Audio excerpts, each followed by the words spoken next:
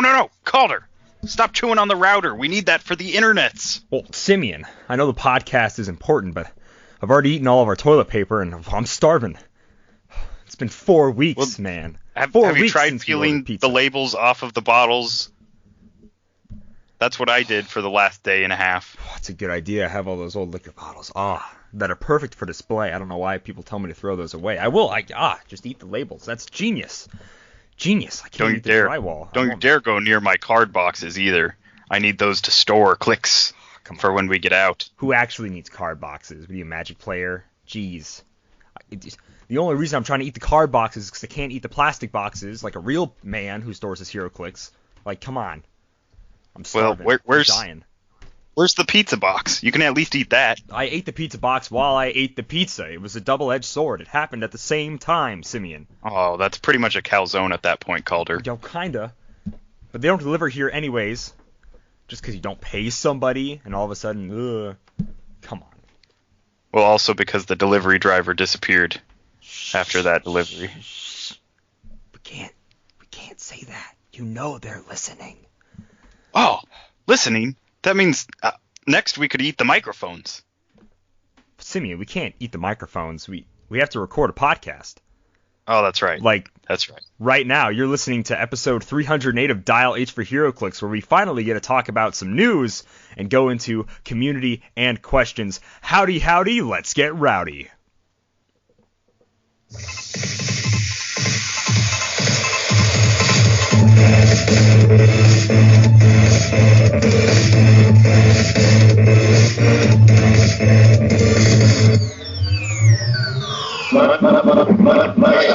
Dial H for Heroclix is brought to you by CoolStuffInc.com, where you can find cool stuff in stock every day, including all the latest Heroclix singles and sealed products. Make sure you check them out at CoolStuffInc.com. Joining me in the quarantine studio, as always, is my nemesis, Simeon Bruce. What's going on, Simeon? Well, you've been here all 17 weeks of this, so you know exactly what's going on, Calder. I'm aware. Let's start off. I know what AA batteries taste like now. I gotta say, the acid really hits different, and that bunny is that'd be hitting different. It's a lot of energy. It's a lot of energy that bunny gives you. Shoot, man, I feel like I recorded 1 million podcasts after those, but now it's just triple A's, and those they don't hit as different. It's just not the same. They're really not. But let's start off with what made us happy this week. What made me happy this week was I ate a real human meal. Really? Consisting of chicken and bacon and cheese and things like that. No, not a human made into a meal. A human-made meal. When my friends cooked for me, and it was really good. So, yep, that's all I really had. Good. Pretty good weather. Cooked a meal. I'll take it. No, that's fine. That's pretty good. What made me happy this week was we were playing some post rotation, and I won our Friday event. It was just a whatever casual Friday event. I'm like, oh, cool. I was trying this new Batman team out. And then I signed up for John Karl, our guest last week, was running an event for the stadium online, and that was 2 legacy boosters, and I watched the live stream for that. Saw them, opened up. Got pretty decent pulls. Jinx, like the only prob in that set. And then Wonder Woman, really solid figure too. I actually very much remember Jinx. Really? The Legacy Jinx? Or just like the Teen Titans Jinx? Teen Titans Jinx was great. I liked her. I remember barrier both, prob, but yeah. Yeah, I mostly meant the Legacy one, but yeah, the Teen Titans one I didn't like as much, but yeah, I don't remember why. But yeah, I don't know why. I think she's great. I ended up winning that event, which I was like impressed with. So the first place prize is going to get a Cosmic Clash Fantastic Four starter. So I didn't have it pre-ordered because I hate the Fantastic Four. But I'll absolutely take a free... Look at that. Starting off with heat just right away. Right away. I can't tell you how unexcited I am for the Fantastic Four's quote-unquote return to Heroclix. You can't pay me to care. But there are going to be Earth X pieces in that set. But I am excited because I was kind of looking at that Silver Surfer and Doctor Doom to build teams around, but I didn't want to actually buy that thing, but I want it, so I get it. It's perfect. So I won my official non-prize, basically, until the world starts to want to exist again, and then I can actually get the prize. That's not like a slight against everybody that ran the tournament. I love the tournament. I loved all the games we played. Had a ton of fun. I can't wait. I can't wait until the world is back on track and I get that Cosmic Glaive. So, yeah, winning that was definitely what made me happy this week. Oh, I also slaughtered my family at Nope, just end it there. No, at Ticket to Ride today. I'm so good at Ticket to Ride. I'll challenge any of you people to Ticket to Ride. Seriously. So, yeah, that's what made me happy this week. Let's just go ahead, jump into the news. We actually have new dials. Very excited about it, so let's hit it.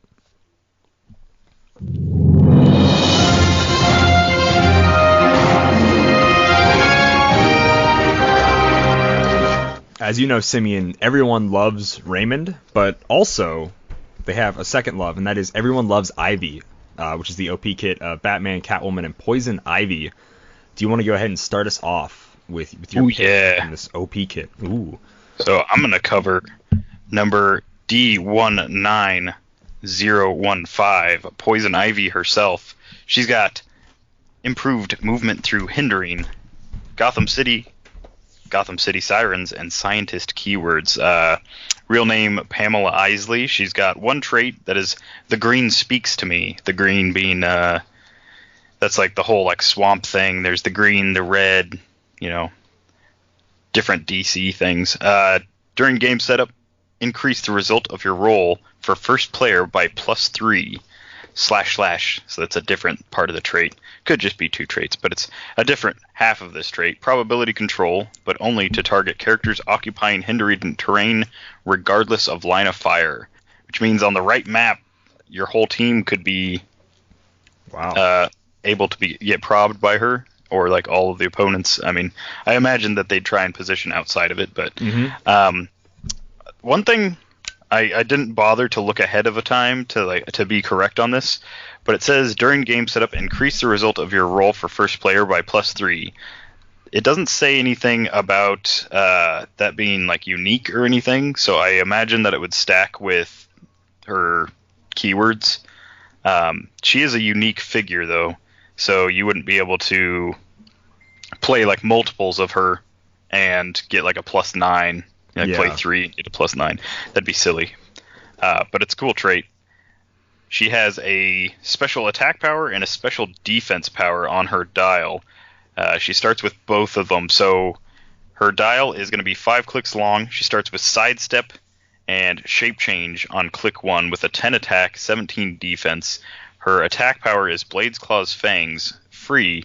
Make a close attack regardless of adjacency, but only to target a character that's adjacent to at least 2 of her barrier markers. And then her defense power gives her barrier with a range value of 6. When Poison Ivy uses it, she may generate barrier markers in hindering, water, or obscuring terrain. So she can just place barrier anywhere that's not blocking and within line of fire. So that's pretty cool. And then she can free attack. So you could box an opponent in and then try and blades them. And with that 10 really attack. Cool. I like that. It's kind of thematic for her. Yeah, I think it's pretty sweet. It's like reclaimed by nature, so it's like like vines and thorns and stuff like that, like climbing up over somebody and tying them down, and then also hurting them. So that's fun. She gets some late dial poison, 1 click of regen at the end with Battle Fury. Kind of like not Battle Fury, that's support, sorry. I was going to say, so she's got a 9 attack, so she's probably going to regen once you get there so that you can try and heal back up to her barrier clicks. Those are a little bit better in my opinion. But she comes in at only 65 points, and she's a pretty solid little piece. For sure. I enjoy the map-wide prob. It's really cool. The barrier is neat. So, like, it's a very well-made figure to play within itself, It gives you +3 to map to try to win a map with more hindering, and then it doesn't try to mess with you by letting you have hindering. Instead, it's like, okay, you can also place barrier on your hindering. So it's super helpful. Like, she works really well within herself. Like, everything flows very well with her. It's all very, I don't know how to say it. it works. It's awesome. It's very good figure design, I would say, for sure. I think, yeah, and I'm not sure, but I think for 65 points, if you're running like a scientist theme, it might be worth putting her on there for the +3 and the prob and like hindering. I'm not sure if there's like a ton of scientists that thrive in like a hindering environment, but well, I mean, all scientists are recluses, kind of, so maybe it does. They hide in the trees. Yeah, they hide in the trees. Well, I mean, the new ones we just got in JLU are pretty cheap. Like Star Labs is only 15 points and is a scientist, so. Yeah, and you can three make of her are really 45 strong points. So you can make a teams. really crazy, like high number scientist theme for map. So you can totally get your hindering map. I'm gonna go ahead and talk about Batman and Catwoman because they're super crazy similar. They're both 65 points. They both have no special combat symbols. Batman has 4 range. She does have, and then Catwoman has 0 range. And then they both have the Batman ally team ability. They both have the exact same trait except swap out the name Catwoman for Batman for whatever each person. So we danced the dance for years. Sidestep passenger 1, but only to carry a character named Catwoman or Batman. If Batman or Catwoman is adjacent to a friendly character named Catwoman or Batman, modify attack and defense +1 and increase the D6 rolls by +1 when using super senses. So it's specifically their own D6 rolls. They have the exact same thing. Which means, of course, they both start with super senses. So Batman has combat reflexes and super senses for special defense. Top dial, it's his only special power. He has charge quake, 10, 11, 3 with outwit. He goes on some close combat expert, some force blast in cap, combat reflexes, and outwit later. Pretty neat little dial, kind of split up into sections. They're both 5 clicks long. He has a trait, which is Tools of his Trade. Batman starts the game with 3 utility belt tokens. Free, remove a utility belt token and choose a standard attack power to use until your next turn. This is kind of cool. This is a semi-callback to the Justice League Trinity War Batman, who would just choose an attack power, but this is one's kind of like he's going through the belts and he can run out, which I think is a little more balanced than that one, which is kind of a bummer because this guy's only 65 points, but without the crazy mobility that last one had. So choosing a special attack power is great, but he only has 4 range, he doesn't have any running shot, he has charge. So it's kind of situational. It's good to have those options, but you're not going to be able to like pulse wave, every turn. So he's a lot more toned down than that one was. Catwoman, like I said, has the exact same trait. The whole that we've danced this dance for years. She also has Tools of her trade, which she starts the game with 3 secret tokens. Free, remove a secret token to choose a standard damage power to use until your next turn. Now this is better, right? You can choose prob for a turn. You can choose perplex or outwit. Or if you really want to make a crazy dent in someone, you can choose close combat expert, or all sorts of cool stuff. Her special attack power that she has for her first 3 clicks is going to be Precision Strike with Giant Reach 3, which is awesome. She also has improved movement, ignores hindering and elevated. So does Batman. Forgot to mention that. They both have that.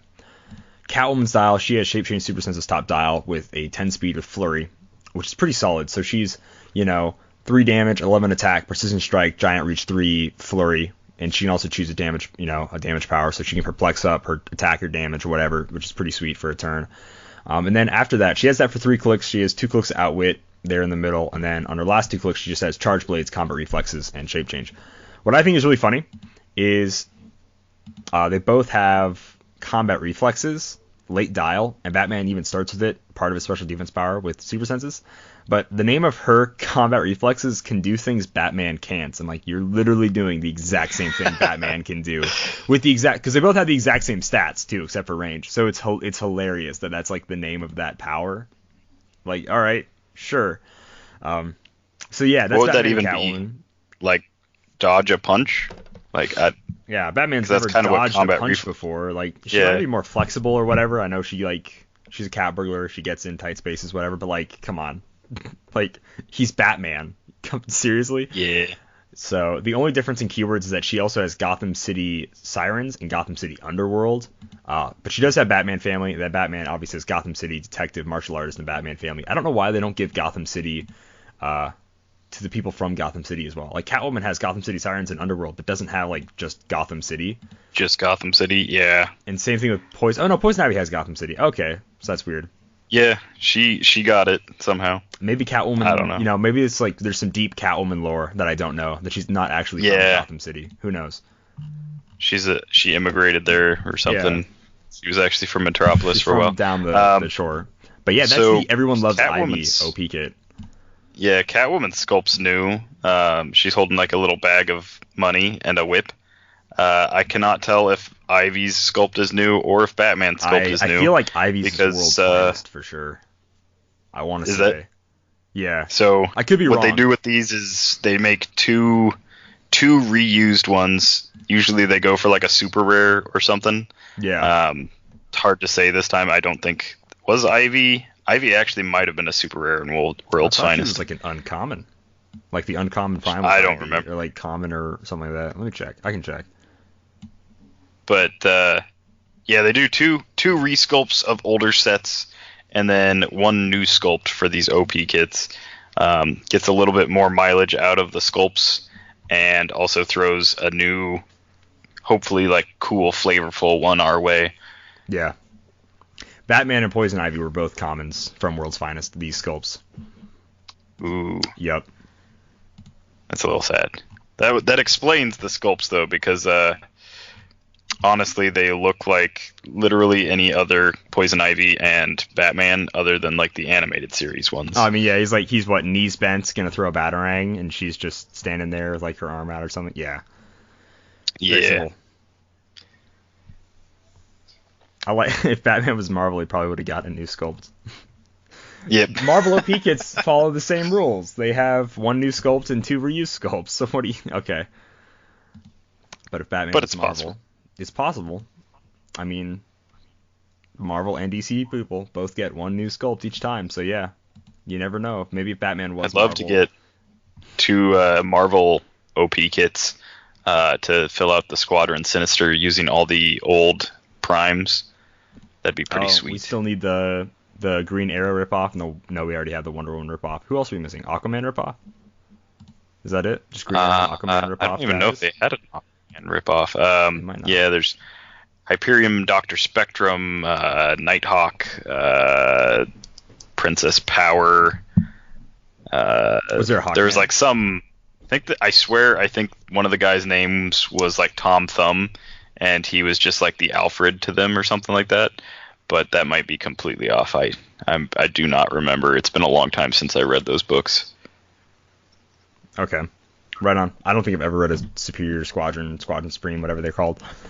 But all right. Sweet, man. So that's the news. Are you excited for this? What is this? Pump it, dump it? You going to try to chase any of these figures specifically in this OP kit? I'm definitely going to try and pick up all three. The Batman and Catwoman look like they'll be great on a team together. And then Poison Ivy can go on literally any scientist team I build, just for that prob and bonus to the roll. Awesome, man. I'm definitely going to try to pick up none of these. I can't pay this here. This is where I'm at. I'm sorry, DC. Speaking of picking up none of these, so the Black Widow gravity feed sets have leaked into a couple of targets, which is strange because Alliance is shut down, so most of your local game shops and most online retailers are completely out of new Clix right now. They just can't physically get them right now. But Target has managed to get a couple, because I'm guessing whoever is the vendor for Target, well, it's not the vendor for Target, but the vendor through Target, must have had them on hand before Alliance shut down their warehouses. So if you are close to a Target, this is just a little PSA for you. If you are close to a Target and you want to pick up some of the Black Widow figures, here are your go-to little tips. 1, check the toy aisles. These are usually stocked by like the blind boosters. Sometimes they'll be back in the electronics section with like literally like any blind booster like packs. It might be like near Funko Pops in like the electronics. Depends on like what kind of size a target it is. Sometimes it is up by the registers where all like the trading card stuff is, and sometimes they throw them in like a random toy aisle that doesn't have like clear plastic figures. And also Target employees will not be able to check quantities for you on these products. They're stocked by a third-party vendor, and so if you go in and you're like, hey, I'm looking for these Heroclix, they'll be able to pull it up in their system, and it'll say 0 on hand because they are never inventoried by Target, and they are never received by Target, so they are not in the system in that capacity. I know. And that's all. Like, when I saw a Hobbit gravity feed or a Guardians of the Galaxy gravity feed, they were always up at the front. But that, like, pop culture stuff where the NECA stuff is, so, like, the TFT figures, the, like, horror stuff is sometimes placed by the Funko Pops. Like, the adult collectibles is placed away from the toys, all that NECA stuff. And, you know, obviously Heroclix is a WizKids NECA product, so that's probably why it's getting put over there, I imagine. Yeah. But also it's like a retail store, so some people just kind of throw stuff around. Yeah, and so, like their vendors have to like fight for space. So if it's like a NECA vendor and he's like, "Hey, I need another shelf," and they're just like, "Nope, like that's where we're gonna put like our toaster pastries," then he's just out of luck. So yeah, it's hard to say if like how many Targets are gonna get them and stuff like that, because you'd have to catch a vendor in the act and be like, "Where are they?" and shake him, and apparently they frown on that, so yeah. Don't do that. Don't take Simeon's advice on that one. Probably. But yeah, I really want to buy some Black Widow. It looks good. But none of the Targets in my state have them. I don't know. Have you checked? Have you been Target lurking around? Hunting for them? I haven't. I'm just gonna wait until my like local game shop pulls them in, and then I'll pick them all up. But I do know at least 2 locations in Omaha had them, because 2 different people got like a close to full gravity feed. So that's nice. Okay, right on. Also, like a little PSA: don't buy like any of the figures from the gravity feed at these crazy prices right now. They will be. It's not like Wonder Woman, where the one Wonder Woman is just like nowhere to be found. Yeah. These figures will be like in heavy supply after everything reopens. So if you can wait like a month, you'll be perfectly fine. That's kind of a PSA for JLU too. Like you're not playing Heroclix right now, you know? Yeah. So you can't use them in real life. Not physically. All of the ROC online events have been post-rotation where you don't have to actually, I assume, you don't actually have to own the figures to play. Since the majority of people can't own those figures anyways. So you don't need to be going crazy buying these. What do you, like, chill out. Save your wallet. Buy things you need, like food or whatever, like right now. Like, come on. So, for sure. Oh, man. But is that it? Is that all for news? Is that what we want to do? I think that's all we've got, yeah. All right. We're going to try something new this week, guys. You hear me and Simeon yammer and gab and talk about stuff every single week, but do you really know us? Sort of. We let those scary little bits of our personality fly through our mouths every time we have an opinion. Whew, can't have too many of those nowadays. But so let's go ahead. And I know we almost always, whenever we were on the show the first time, we always did an interview. But when you do an interview as a guest, I've noticed this, and kind of seen it myself too from experience. You don't nearly remember all of the guests, nor do you remember the first time me or Simeon were on the show like that well, and actually even noticed us as guests. It's just the way it happens. I love being guests on podcasts, but a lot of people, like, unless the guest really crazily stands out, they really don't remember them too often as guests. So me and Simeon are just going to go back and forth, ask each other questions, and have this really nice sit-down conversation chat. And it's like you're in the room. You get to listen to us, It'll be fun. I guess this is a podcast. You're always in the room listening to us, but here we are. This is what we're doing. I want this to have a really nice feel to it. So, Simeon, what's a Heroclix team that you felt like a scumbag for playing? Anytime I played Vulture, like I did several variations on Vulture. My first one had Phil Coulson on it, and so I could auto-equip the exospecs. My second one had you only had Steve Phil Rogers. Coulson on it after Daniel Powell said you could have Phil Coulson on it, right? Like, you didn't have Phil Coulson on it before. I had Phil Coulson before the TK trick, where like TK, it's not really a trick. Like before TK could destroy indestructible objects, I had him on there to give a Walking Woods super strength, and then lose super strength, so like drop it or like KO the Walking Woods, so it drops, and then equip it that way. It became a lot easier when they were just like, oh, you can just totally TK an indestructible object and then just, it's just destroyed. That's how things work. So that was your strategy. So, nice. Yeah, my strategy had a few more steps, and it wasn't quite as good because I relied on more stuff. But that was before it definitely became more streamlined. That's fine. Yeah. And then my second variation was with Sheriff Steve Rogers. So this was when Vulture started really picking up, and I was like, I want a Vulture team that can win even if it goes second, and like I get alpha striked or alpha struck. I don't know. And that team, I actually don't feel super bad about that team, because going against other Vulture teams, it was still like a struggle. Like it still came down to like pure dice chance. Like if they rolled, I think they had to roll like above like a 7 or 8 like multiple times before they finally could like crack my whole team. But I still felt really bad going against literally any other team, because you could just, for the most part, just like TK out and just like walk through teams in like 2 turns. Okay, gotcha. Right on.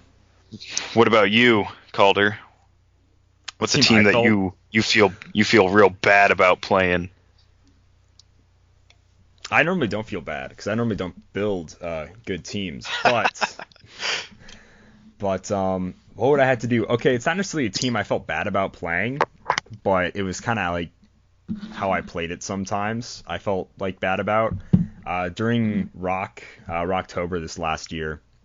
There was a singles X-Men event, and I pulled really well. I pulled Cassandra Nova, a Sentinel, Bastion, Cassandra Nova, and Bolivar Trask, and I think that was like my team. Plus, I pulled a Sentinel for Bastion to bring in, a Guard Command, and a Friend of Humanity. I pulled every single figure that those guys could bring in. So I could spawn all those figures off the board, which is great without paying for them. But this one game against a Nimrod, Nimrod still scares me. I don't know, like he's hard without Pulse Wave. I don't even want to make attacks against him. So the entire last it felt like forever, like 15 minutes of the game, this is basically stalling. Like in my head, it didn't feel like I was stalling at the time, but it basically was. I would just sidestep, move away from Nimrod with Bastion, carry my whole team, and then sidestep, move Bolivar Trask, and then I would do the free barrier with Bastion. And when he does barrier, the first time he's like, okay, I'll shoot you, and I'm like, let's check this out. The barrier blocks line of fire to Colossals. So that was like the whole game. It was like literally just moving that far away from Nimrod, the barriering, so he couldn't get a line off. He would eventually get a shot sometimes because I screwed up on placement. But yeah, that was like the last 10 or 15 minutes, and it was the most stupid way to play that game. I don't know why, because I felt bad because I wasn't making attacks with anyone. I was just like, I'd already killed the rest of his team except for Nimrod. And so I was literally just running out the clock by barriering his free and moving back and forth. I'm like, I could have been making attacks. I have free support on Sentinel, so even if I took damage, it would be fine. I could have rolled dice, for goodness sake. I felt like a total scumbag after that game. That was the one time I was like, that was such a jerk thing to do. So yeah. At least you didn't build your team around it though. No, he doesn't start with that. It's halfway through his dial. I built, this was shortly after the Mighty Thor came out and Unimind was real popular play. I built an anti-Unimind, what I thought was an anti-Unimind team, and it was double Joker's Wild Green Lantern, double a Meridroid, some other random stuff that gave me a past keyword so I could throw them on an indoor map. I think it was Devil Dino and some other stuff that doesn't really matter too much, because the whole premise was Devil Dino would spawn his whatever bystander I didn't think was necessary to keep. So Homicide Crab or whatever, I'd be like, this one probably won't help me this game. I'd spawn that, I'd send it up, I'd let them attack one, and then I'd retaliate with a Meridroid. And most people didn't realize, because they didn't play him, that he gets to place you within 6 squares of himself, regardless of if he hits with his retaliation. So most of the time I didn't even care if I hit. I would just place them, and then I would alternate putting up a barrier around that figure with each Green Lantern indefinitely for the rest of the game. So I'd drop my barrier, make an attack or two, put my barrier back up, other Green Lantern would clear, I'd drop the barrier, make an attack or two. It was like, so there was only 2 teams that I faced against that were running like one-man army style teams. Yeah. And you could just tell like how defeated they were by like turn 3 of me doing this, where they're just like, there's no way I get out of this. Like, I can't break a barrier and move in the same turn. Yeah. Because like luckily they didn't have access to sidestep or whatever.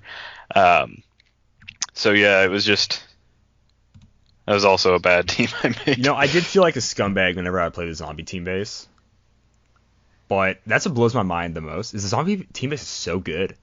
Like, no matter what, it's still amazing. Like, if I could play that in a modern event right now and do really well. Like, the zombie team base is so dumb. I love it so much, but I do feel bad about playing that sometimes. What was the first, like, team you remember making? Like, once you finally had, like, independent thought as a Heroclix player and weren't just playing randomly, whatever. Like, what was the first one you brought to, like, a venue? Oh, man. The first team I remember making was like a swarm of head pools, kid pool, and some other, like, one of the other Deadpool core that was like a common or uncommon from that set. Maybe it was dog pool or something. Sure. And so head pools are like, they've got this TK but only to throw themselves, I think, kind of thing. And other people can throw them, I think. Okay. Yeah, it was like some weird thing, except like that doesn't do any damage, so you have to hope that they stick around long enough to do their like 1 damage exploit attack that they've got. Yeah. It was a real bad team. It wasn't well thought through, but like it was just kind of like fun and goofy, and I had a bunch of head pools, so I figured I'd make a swarm out of it. And then I think one of my like first successful builds was a Mojo. It was like Masters and Minions build. So Mojo was like the master, and then I was pretending that he put together like a horror movie thing, and had a bunch of Amazing Spider-Man vampires and werewolves to like go with him. And the old Mojo from back in the day had like some weird like protection stuff against like range, not the same as the new one, but it was similar. And he could like choose like a column or row, and opposing characters couldn't like move through it or past it or whatever. That's kind of weird. Yeah. I don't remember him very well, but I remember he was full of Shenanigans. No, just the one, just Shenanigan. Oh, just Shenanigan. That was he was a one-trick pony? Yeah. The Shenanigan. Yeah. X-Men, you fooled my Shenanigan. That's not how he talks. He talks super weird. And like, I was not ready to hear his voice in the animated series. Because I'm like, oh, yeah. Is that what we think Mojo sounds like? Okay. Perpetually full of like pudding. It was like weird. His mouth is like always full of like some sort of gross food. Yeah. There's always the gross chewing sounds. X-Men animated series. What a weird show. When I grew up, I actually really hated that theme song. I did not enjoy it at all. Like, if I can be really vulnerable right now, I was like, what is this? This is dumb. He's supposed to be saying like Earth, Wind, Fire, 4 nations. like that's like, or like what was like the best theme song as a kid? The Drake and Josh theme song. This is really off topic, sorry, but like everybody keeps saying like, oh, the X-Men theme song is so good, it's like this metal, and like as a kid I'm like, it's kind of spooky music, because it would come on at like 2 a.m. But like it was really late at night when X-Men would come on like Disney XD or whatever, so it was like super late, and I'm like, this is like really heavy stuff for a kid's show, and already when you're like an early 2000s kind of kid, well I'm not, I was born in the 90s, but anyways, when you're watching old 90s shows, they already kind of freak you out a little bit, and like not to mention it's like 2-3 a.m. Like Spider-Man would come on, and like Venom was scary, dude.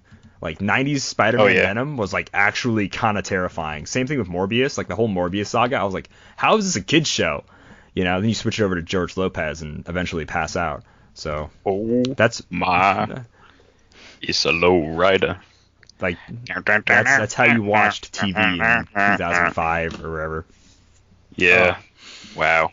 Good times. That's not Heroclix related. Sorry guys. So it's my bad. So Kalder. So Simeon. I've heard that you came in third place at a sexy ranch hand competition behind Matthew McConaughey and Chance McCall. You got any insight in that? I have a comment. So it was a little rigged, right? So Matthew McConaughey can obviously afford the Magic Mike trainer he had, so it was already really unfair for me. I can't afford a trainer like that. So I did lose in the washboard ranch abs competition. That was really rough. They couldn't actually play it like a washboard in an old-fashioned jug band. My abs did not have the definition of Matthew McConaughey's.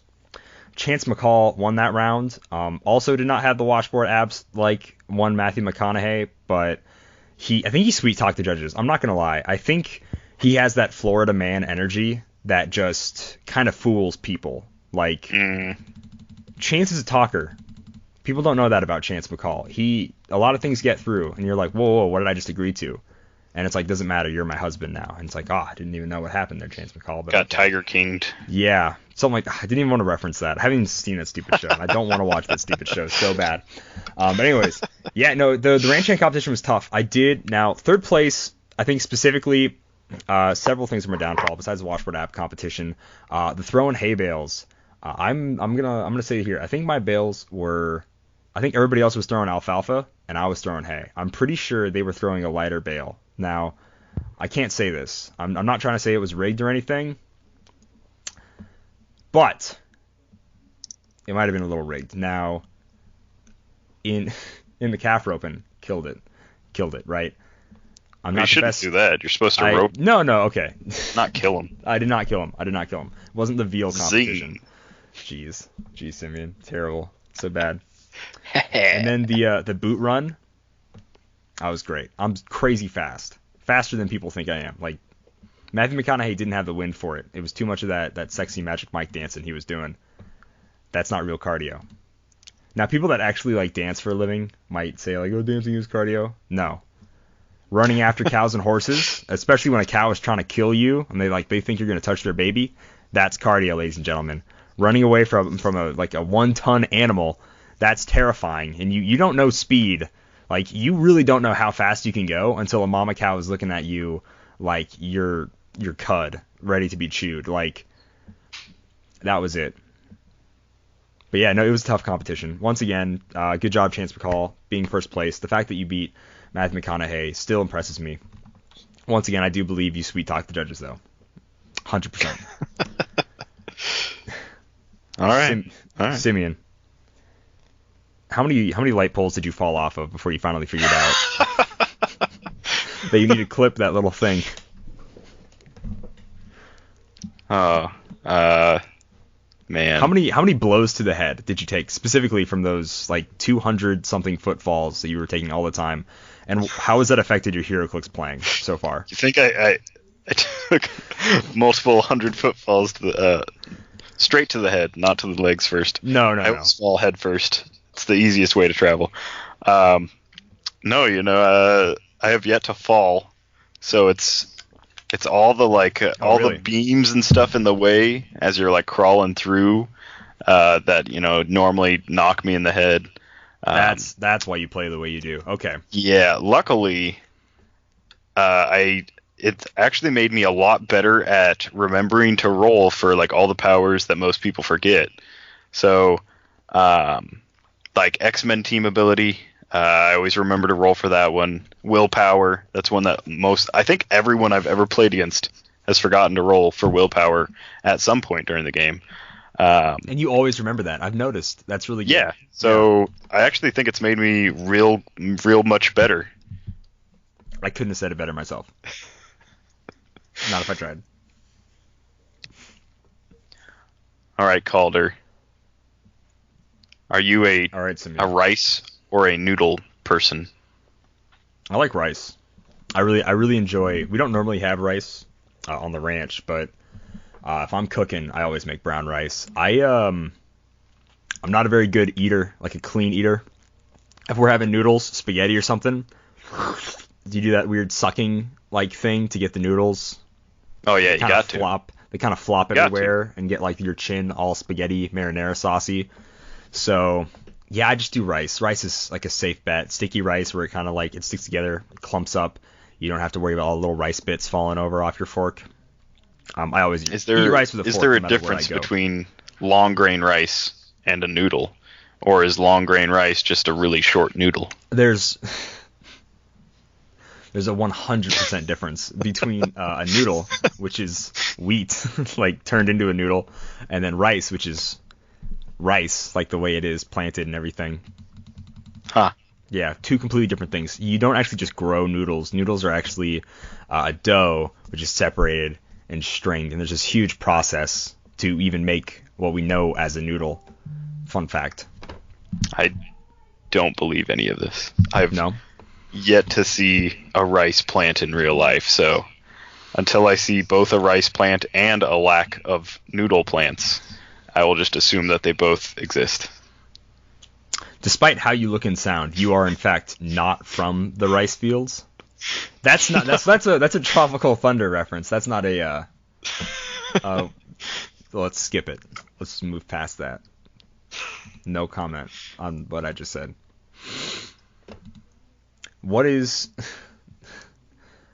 your first competitive team like you ever brought to an event where you were like, yeah, this is totally like your very first ever competitive event, whether that be like a States or WKO or whatever, like before you kind of knew what competitive style Heroclix was and what you really needed to make a team from there?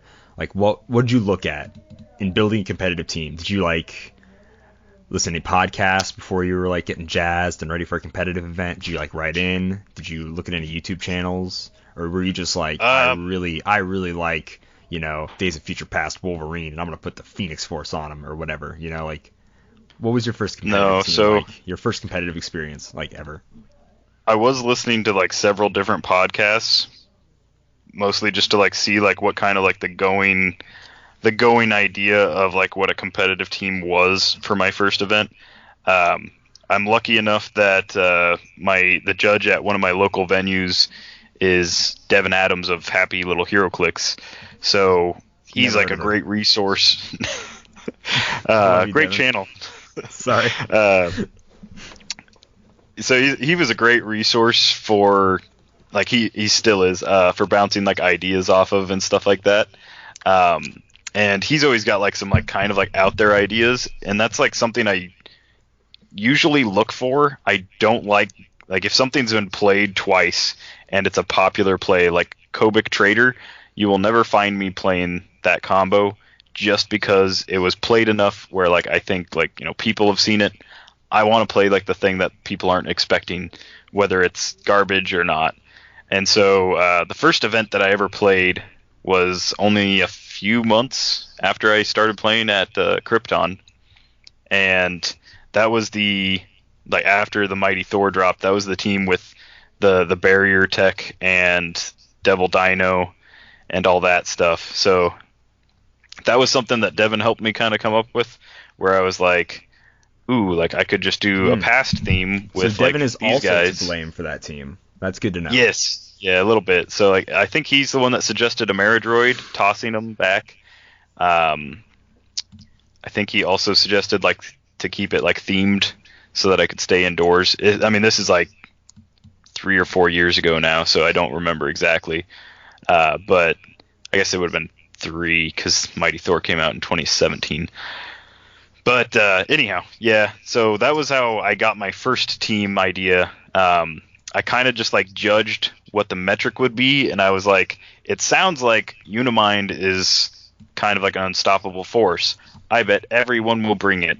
And boy, was I incorrect. There was maybe 2 Uniminds. A lot more goes into like competitive. So like I had one ID card back then, and that was the Spider-Man ID card with the Cosmic Spider-Man. And I called it in once, and it failed, and then it got KO'd, and that was bad. So that already, like, I just didn't really like the sideline stuff. Seeing how much it affected the game, though, really like changed my outlook on competitive.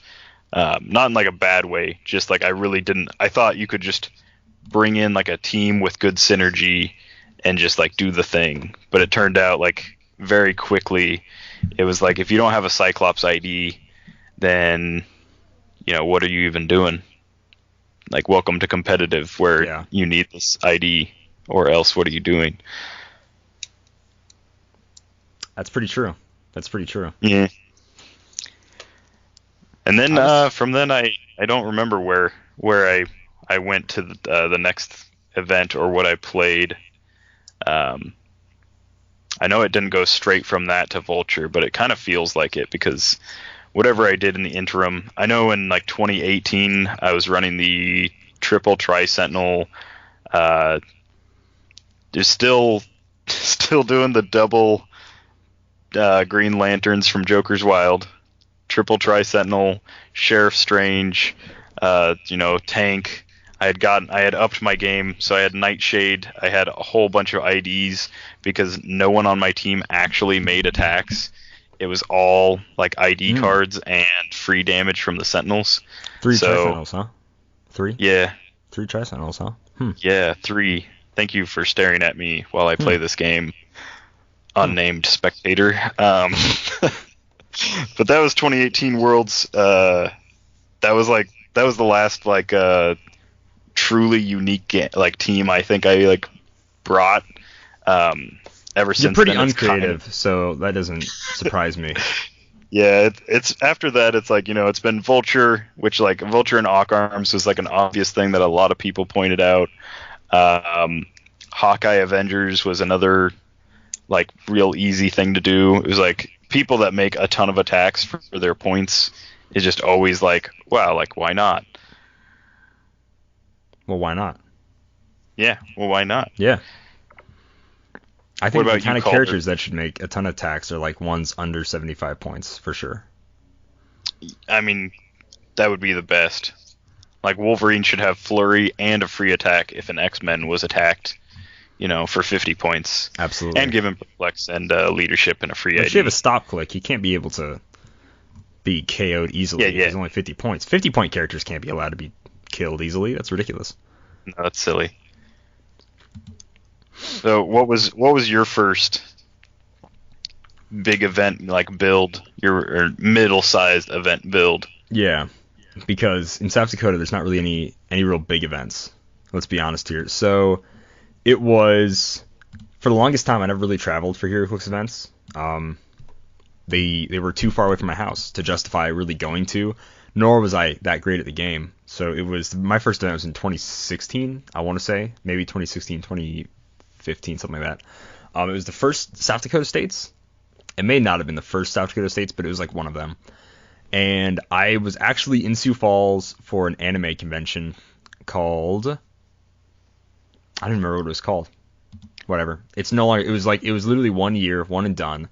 Some crazy rich person was I'm going to get 5 Power Rangers, Jessica Negri, half the voice cast of Steven Universe, and they're all going to be at this big convention. We're going to put South Dakota, Sioux Falls convention on the Anime Alpha. That's what it was called, Anime Alpha. And we're going to put it on the map. They had a video game room that had a ton of arcade cabinets. Normally, conventions around here are just somebody has 3 or 4 PS3s and old Nintendos and stuff like that. That's normally the game room. This dude was arcade cabinets, a bunch of Game Cubes for Smash Bros, stuff like that. He had tons of stuff. PS4s, Xbox Ones, whatever, you name it. He had Switches, weren't even out yet, had Switches, basically. And it was huge. And Jessica Negri is one of the most known cosplayers ever because of her amazing craftsmanship. Let's go with that. Anyways. And she also dated that one game show guy. What was it? Was it X-Play? I don't remember. That was back when there was actual video game channels on TV. Video game channels. X-Play was awesome because I would always watch and wait for their I don't know if it was X-Play or a different one, but they had a cheat code segment, how to find the cheat codes in the game. When you're a kid, you had PS2 and you're oh, what's a cheat code? They sold you cheat code books at Walmart. When you don't have the internet, it's so weird. even if it's like 2007 or whatever, mom doesn't let you use her computer. So it's like, oh, how do I get a cheat code in a video game? Like, what? This video game, because you're a kid and you're bad at video games. Like, I don't know, how can I make it easier? What? Infinite ammo? Like, that stuff is like, blows your mind as a kid. Couldn't watch that channel though, they swore too much, or like they were just weird. I think they were just like weird Hot Topic looking people in that channel. You know what I mean? I mean, you're one, Simeon, you understand. So yes, my first event, that's rude. You don't have like earrings or anything. My first event, basically, you know I was not that I know of. I mean, where else would they? Never mind. Let's keep it there. But basically, I was there for an anime convention, but also I was like, well, Saturday I can go to this event, and then I can still make it in time to watch my friends at the cosplay competition. So let's do that. And I loved the Trinity War Lex Luthor.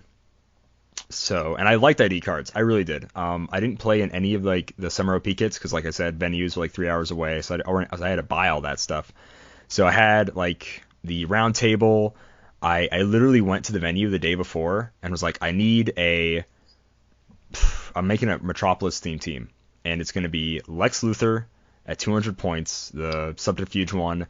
It's going to be the 45-point Lex Luthor from the Batman vs. Superman set, because he has Perplex and Prob, but he can Prob a Superman anywhere on the map. And then I need one henchman's goon, like one or two henchman's goons, right, for Mastermind fodder and enhancement, so I can like buff people's powers whenever I would call them in. And I did really bad at that event, and this is where I got my hatred of Mary Marvel. Because in my very first game, I played just 2 Mary Marvels, and I'm like, this is your 300-point team? I'm like, oh, I'm going to smoke this guy. Well, my team's got ID cards, it's got whatever, and it's like, both Mary Marvels based me, and I didn't really have a very good way to break away, and I tried to break away with Lex, couldn't, re-rolled it, still couldn't break away, and I was like, oh, I guess I just sit here, and you'll be able to attack me next turn. That sucks. That was before, people came up with the idea of giving Lex the, whatever, the one thing, the Lust, I think, was the relic with the sidestep plasticity, so he wouldn't be able to be, bogged down as easy. But that was my first team. Yeah. I won I think I won 2 games that day because I called in the AVS Captain America and like close combat experted somebody's Mr. Mixelplick for like 6 damage. It's like my call in, and I just like dusted his Mr. Mixelplick, and I felt awesome. And then I just stayed away from Zombie Super Scroll for the rest of the game, and like that was it. And then I beat some guy who just had like a Flash Rogues team, and yeah, that was my first like competitive Heroclix event. Was that very first South Dakota States, and I'm still super proud of that Lex team. And it blows my mind that I actually played something of independent thought from like the internet that was actually competitive. And then like later I did not play as much competitive stuff when I was trying to play competitively, but. And okay, another side tangent for this event, which I really enjoyed, was also the night before. So after I went to, it was at Dragon's Den in Sioux Falls. Before that place didn't do Heroclix anymore. I went there and I bought all those like Batman vs Superman boosters. Wasted all my money on those so I could just get Lex and one henchman's goon. And then in my hotel, I used the printer to print off Justice League Team Ability ATA card that I could use in the event. Nice. So yeah, and then I left like knife marks in our hotel room because I cut it out.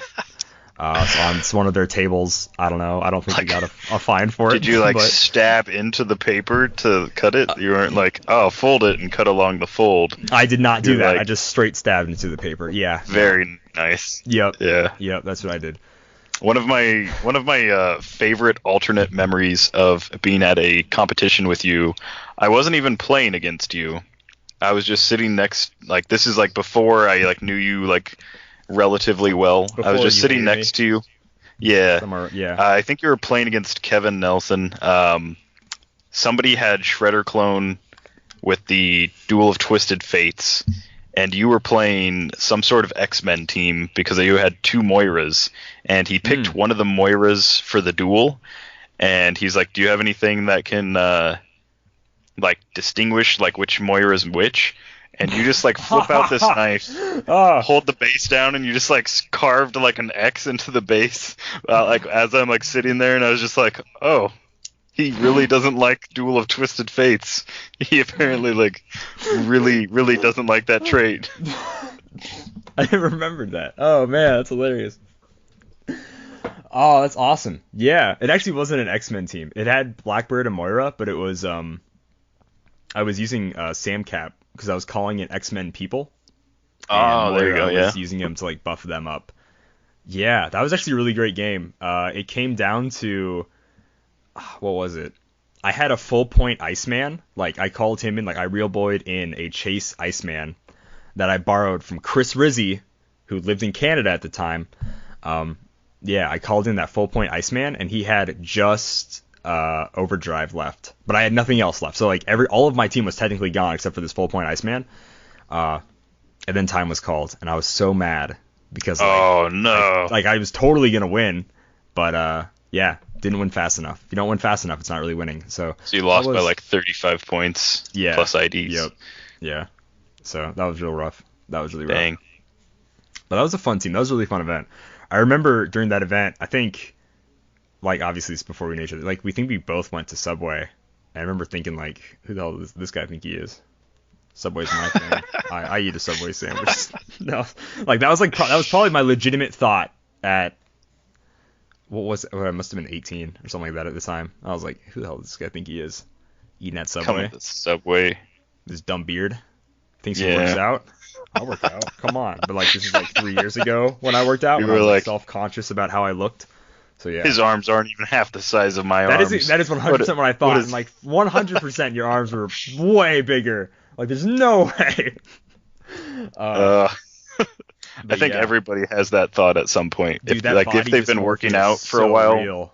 It's so bad. you always look at like the guy in the gym that's like slightly bigger than you, and you're like, he's not that much bigger. Not that much bigger. Like he's probably just a little bit bigger, but like it's probably mostly like, water weight. I'm more cut than he is at least. Yeah. Like I can see my I bet his cardio sucks. Yeah. Like, and then you start doing all this stuff where like you don't even care about it. You're like, oh, is that a squat?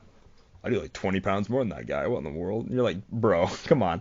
Yeah. He's on like a completely different like regimen than you, but like you're like, I'll put an extra 5 pound on each side of my bench. That'll show him. He totally cares. So when I was an intern at the state capitol in South Dakota, I would go to the Anytime Fitness every single day. So I got used to seeing like the really big fat powerlifter guys. Sorry if you're a fat powerlifter guy, by the way. But they were strong. Like they were like benching like 3 or 4 plates on each side, but they were like big and fat, and you couldn't tell they worked out when they were in the gym. I'm not meaning that to offend anybody. Like they were obviously crazy, strong beasts of nature. But anyways, and I was seeing them work out. I'm like, dang, those guys are way stronger than I am. So I started to like dumbbell press like 50s instead of like whatever like 30s I was probably at like then. And I was like really crazy struggling, but like eventually I started to get better at that. I'm like, you know what? I'm gonna put 2 plates on each side. Never once benched in my entire life. Never even tried the bar. I put up 2 plates, and I couldn't get. I didn't put clips on, so I just threw them off to each side and made a really loud noise and felt like an idiot, and then put them back and then just left. It's like halfway through my workout. The only time I'll put clips on like bench is if I'm doing like warm-up reps and I just don't want them to like slide a little bit. Like if you don't want it to like the weight to like slowly work its way out or whatever. Yeah. Because I don't know. I've got OCD about them sliding out a bit. But yeah, getting up to 2 plates is it's pretty rough.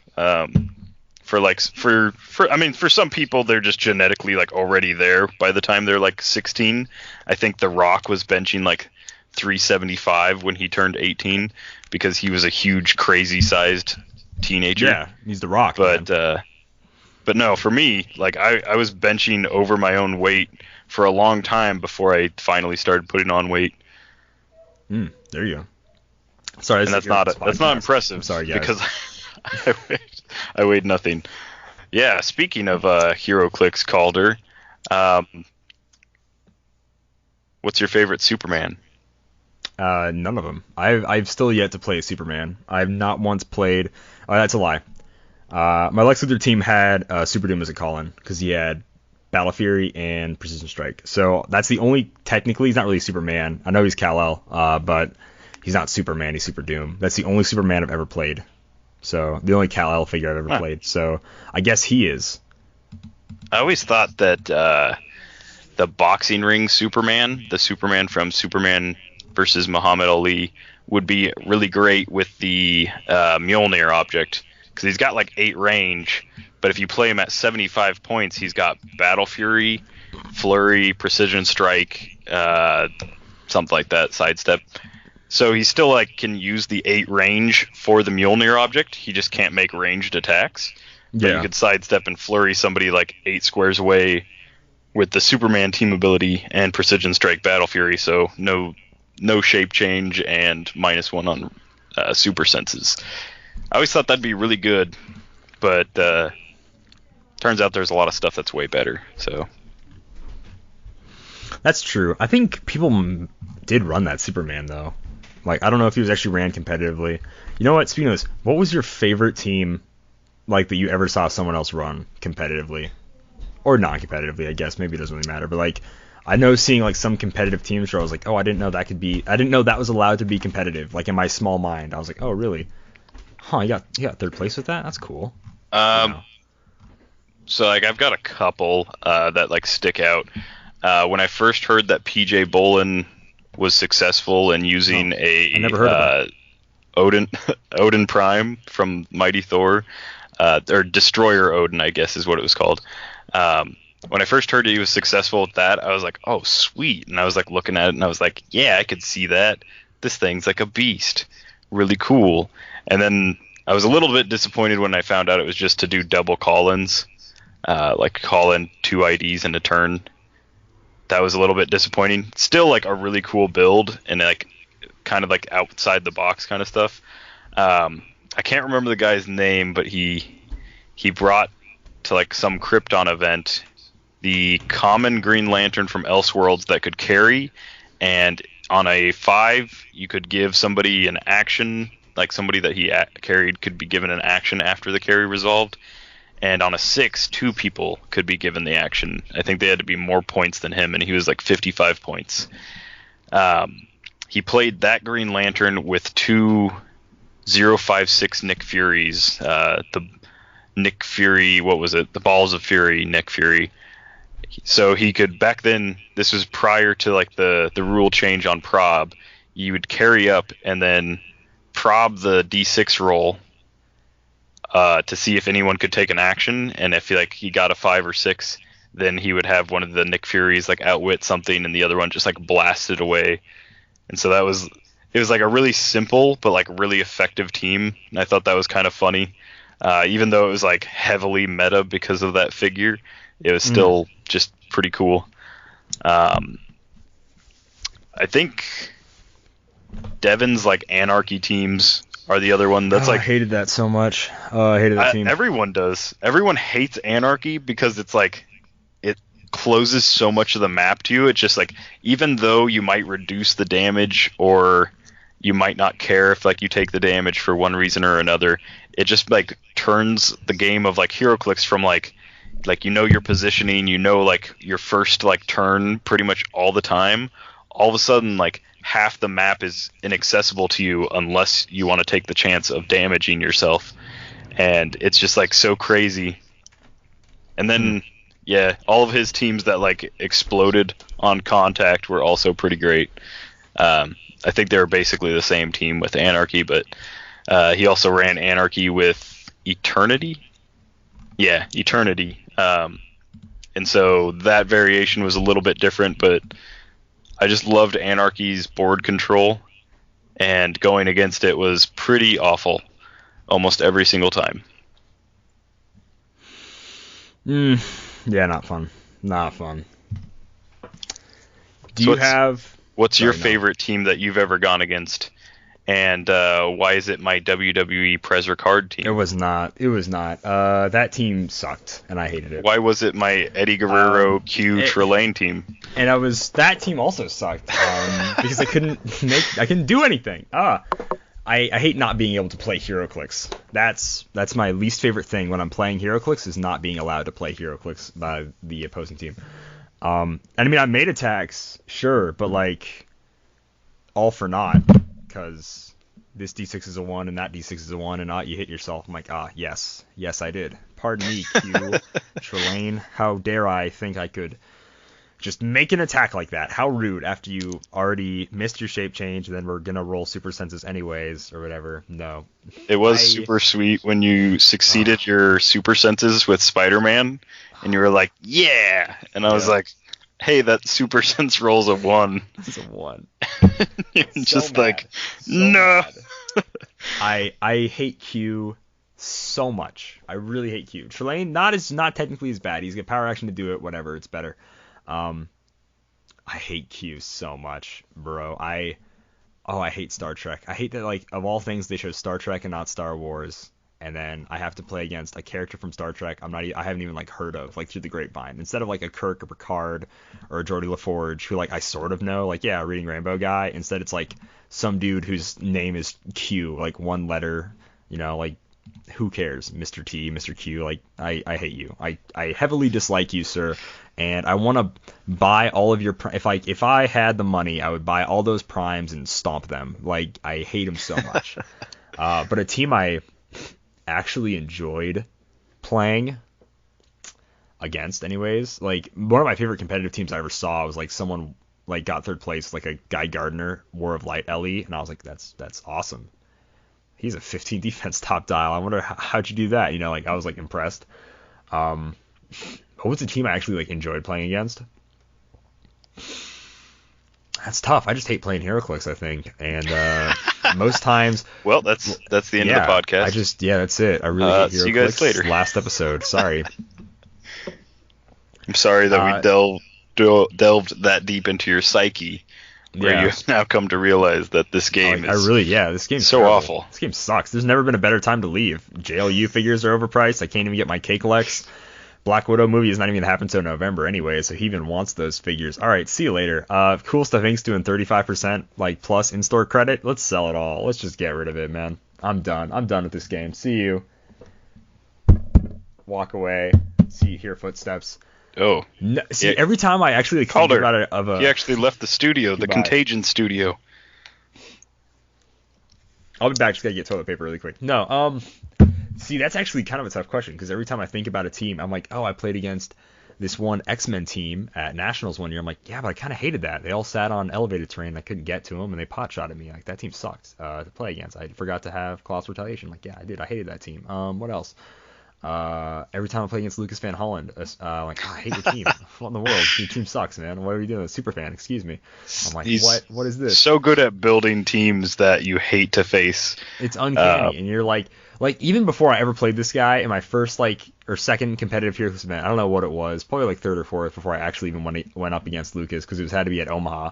And I was like, what are you playing? He's like, I'm playing Unimind, and I'm like, okay, sure. Sure. That sucks. Okay. Like Goblin King. And I was like, I can't even enjoy Goblin King. I hate Goblin. You know what? I do.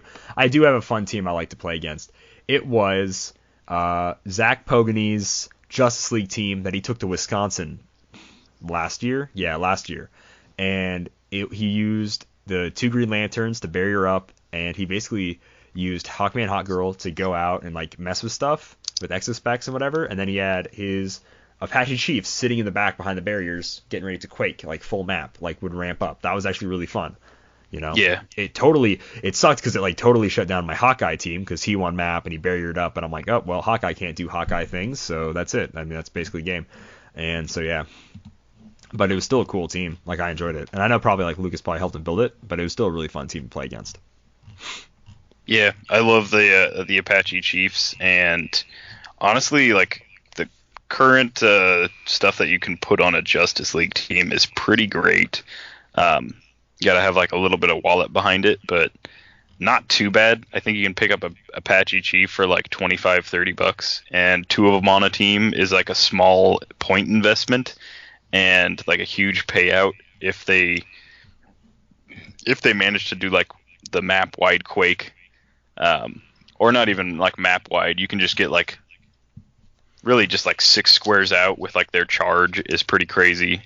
I managed to crit hit it one time and dealt 5 characters 3 damage, so that was pretty sweet. Nice. What is the most off the wall Heroclix game you ever had that ended up being it felt like more than a Heroclix game? Or what's your weirdest Heroclix experience that you were oh, didn't know that was going to happen in this community. Like, what's just like the most off the wall story, semi-Heroclix related that you have?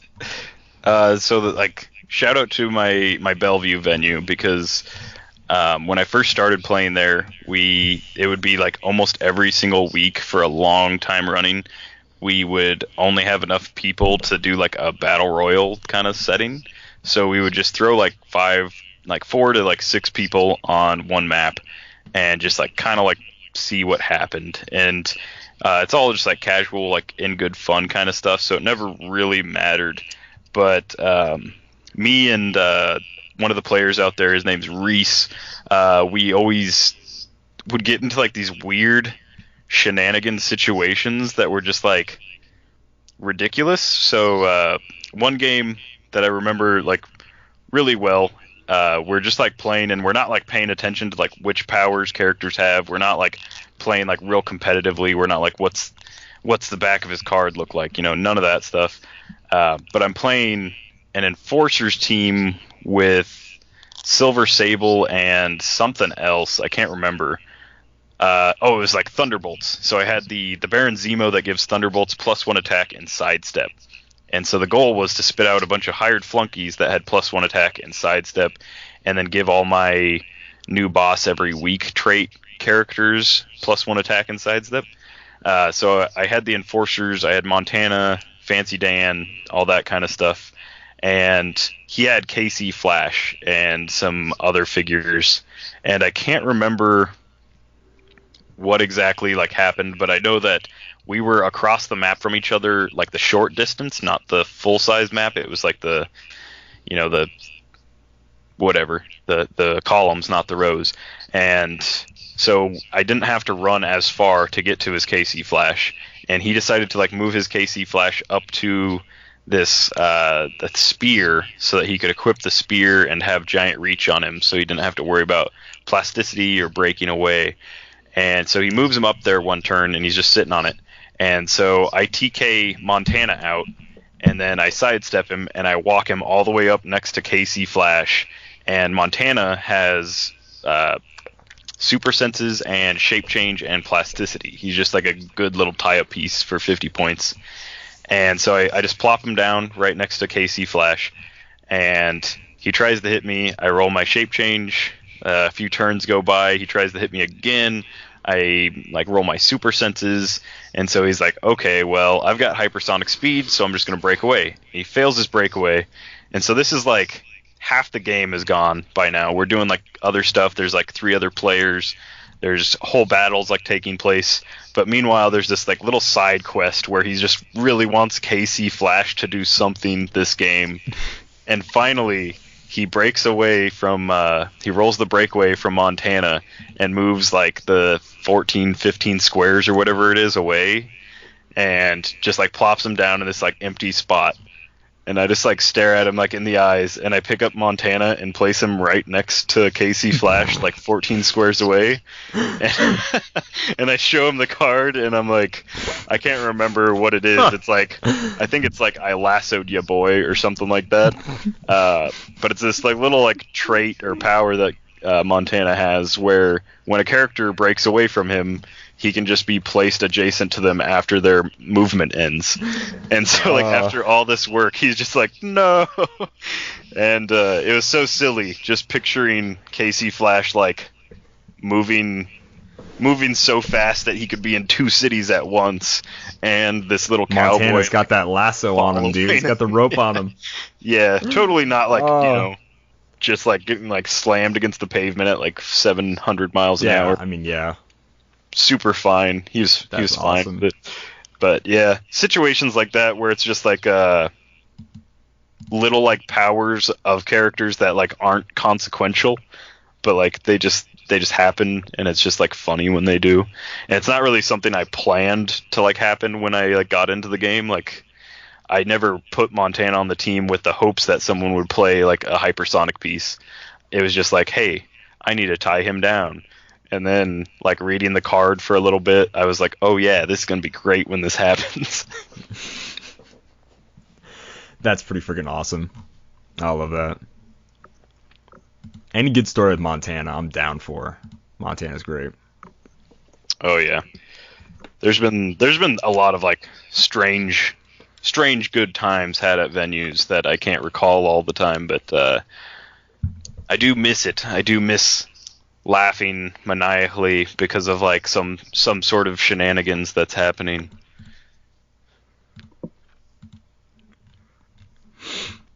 Remember when venues were open? Remember when we used to be able to play Heroclix?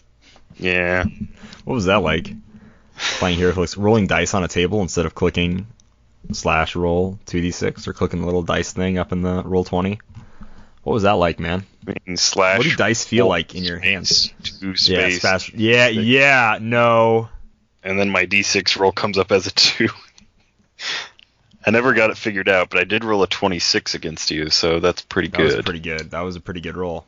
I'll agree. That 26 was solid. You came in clutch that 26. Didn't think it was possible, but here we are. Made up for my 2 crit misses, so. Yeah, it did. It really did.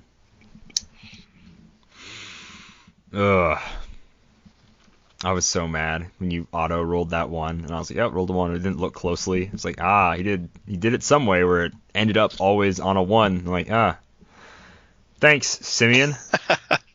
That's why we practice, so that yeah, stuff like that. So that I know how to anymore. do it later. That's why. At least it was during practice, I guess. That's true. I'm gonna talk about my first Omaha tourney really quick. It was sealed. It was, I don't know if it was like also 2016. No, it had to have been 2017 for sure.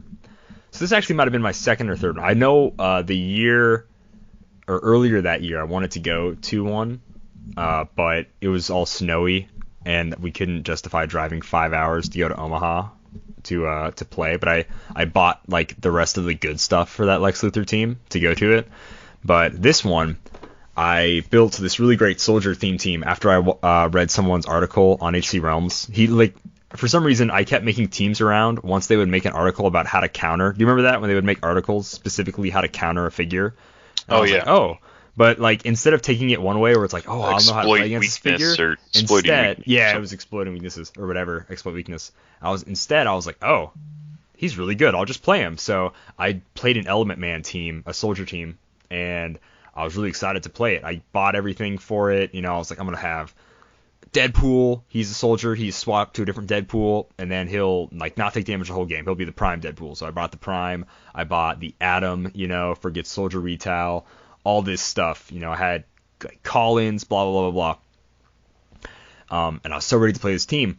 And the way I got there was really funny because I went to a rodeo in Las Vegas, but it got done, like the rodeo gets done the same weekend where NebraskaCon happens, which is also an anime convention in Nebraska. So we flew from Las Vegas instead of back home to Kennebec. We flew to Omaha, and I had them bring my team, and I practiced it like against literally this was how I practiced that team. I practiced it against 2 Plutos, and that was it. I practiced it like a million times that week until it could very easily beat the 2 like Plutos. And obviously, when you're practicing against yourself, it's not very good. And then like I would swap out like a Pluto for like I don't know a Nico Minoru or like some other stuff. And I was like, I'm ready. If I can beat 2 Plutos, this team's gonna it's gonna kick butt. So I was ready to just slaughter with like my Element Man team, and it didn't do terrible. It won like 2 games, but like I just thought it was funny because I flew from Las Vegas to Omaha, and then like bought my ticket to NebraskaCon, spent all day Friday there. Once again, had the mindset that I'm going to get done on Saturday before the costume competition. I didn't know that Heroclix tournaments could actually take that long, like would actually be done before like 6 o'clock. I'm like, we're going to be done before 6 o'clock. I was done before 6 o'clock because I didn't make the cut. Like, duh. So I was able to easily go make the cosplay competition. But if I actually was, like, bummed, I think I barely missed the cut, too. Like, I was, like, the 9th player for top 8 or, like, something like that. It's like, that sucked. But I just thought it was hilarious that I flew from Las Vegas to Omaha, and then on Sunday I drove 5 hours back to home. And it was my last year I was in 4-H. People know what 4-H was. And I made it to the awards ceremony. I wasn't, like, a 4-H'er that really cared about 4-H. I was just like there because that's what all the agriculture kids in the area did. So you're just like, we're supposed to be a part of 4-H. I don't care. I really didn't care. Like, it meant like 0 to me. People freaking love 4-H though. It's good. It's a good thing to be in. It's good for kids, whatever. But I did not care about it.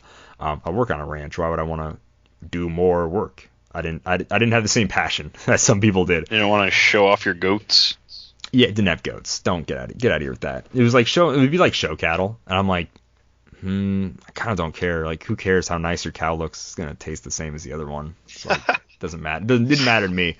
So like I had to like do like a little speech, like, yeah, it's really sad that I'm whatever leaving, but like I also didn't care because I had a really fun weekend to play in the Heroclix. That was the first weekend that I saw Edward Shelton, and I used to always listen to his podcast on YouTube. I don't so much anymore. Sorry, Edward.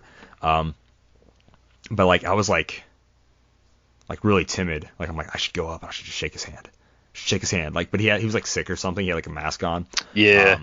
And I was like, I should just go up, shake Edward's hand, be like, yo, it's really cool. Normally when I go to like competitive tournaments, I watch you and Married with Clix or whatever, you know. I was so timid. I was like, maybe we should just like play a game against each other. Maybe if we just played a game against each other, it'd be like a lot easier. But I was like genuinely like starstruck. I'm like, that's Edward Shelton, man. That's so cool. I hope he's doing all right. He's wearing a mask. I hope he's not like gonna die or whatever. like that was like exactly what went through my head. But I also didn't know like that Devin was with Hatfield Heroclix. Kind of felt bad for that. But like I was like actually like kind of like timid about meeting Edward Shelton. It was wild. But I was glad I shook his hand. I'm like, I'm with Jedi Legend Heroclix, and I'm like, bro, come on, you have a podcast. Buck up. You're at least sorta something. But I was like, I do this podcast. You might know it as Jedi Legend Heroclix. I was so like normally I'm like a really confident and forward guy, but I was like, oh, it's Edward Shelton, man. Whew. You know, I don't know, something different. Edward's got that presence. He's got an intimidating presence all the time. Yeah. He's not really intimidating. He's a super awesome guy, but oh yeah. I was so nervous. I don't know why. Really, no reason, but I was. Anyways, tangent's over. So, next question, Calder. Simeon. Okay. How much Animal Crossing have you been playing lately? Absolutely 0. Don't lie. No. I hate Animal Crossing. I don't care. Like, I'm so mad just because of how many people were excited for it and not excited for Doom Eternal. Like, blew my mind. What's really funny was my little brother was really excited for it. So I gave him the Switch back, let him use that because I had it at my place, and he played it for like 2 or 3 days, and he's like, bro, this game kind of sucks. And I was like, okay, well, you spent $60 on it, so play it or whatever. And he's like, nah, it's not fun. And I'm like, all right, fine. So yeah, I guess Animal Crossing has a charm for some people if you just like to pick things up or whatever. I like killing demons. I beat Doom Eternal, and then I beat Doom 1 that comes with it, and then I beat Doom 2, and I've been playing a lot of battle mode. Doom 2 is actually like way harder. It had way more levels. And I'm playing through Doom Eternal on a harder difficulty now, and we're about halfway through that one.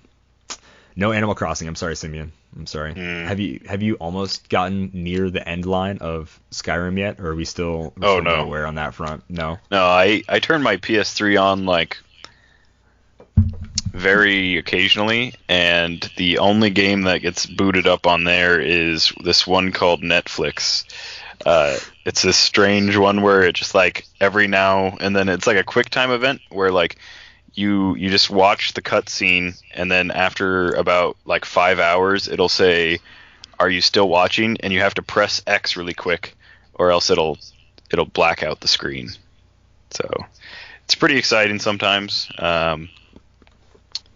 Yeah, it's definitely a game and not just Thank you for keeping the stereotype that like after a certain time a Wii or a PS3 just turns into the Netflix machine.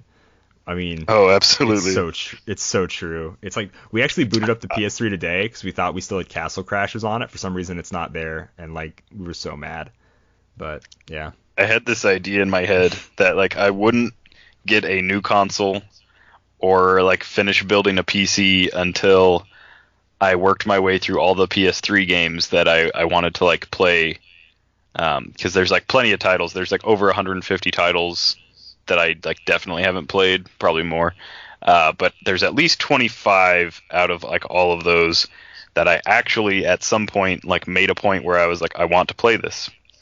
And yeah, I don't think I'm ever going to get there because I just don't care that much anymore about not like necessarily don't care about games, but there's just something about like looking at like a new game, like looking at the new Doom game and the graphics and stuff, and then putting in this like 5-year-old, 10-year-old, whatever it is, like game, and like trying to slog through it and being like, man, this is just bad. Yeah, that's fair. Like when it's like the middle ground between like pixels is fine because like that's pixels. I have like no standards for pixels at all, you know. So I can play Mega Man and Mario and whatever like until the day I die. But when it's like that N64 to like PS1, PS2 era of like graphics where it's like they tried so hard to make the 3D model not look like potato people, but like they can't help it. That's just they're literally limited by the technology of their time and they look so bad. I mean, imagine that's what it's like looking at like old Heroclix sculpts. Infinity Challenge. Yeah. Like what is this potato face? Like I know these are beautiful hand sculpted like whatevers. And I don't mean to insult because if you gave me clay or whatever they used to sculpt, I probably couldn't even sculpt something that looked half that good. Let alone recognizable as a character at least. But I mean, man, for being a professional game company, that was rough.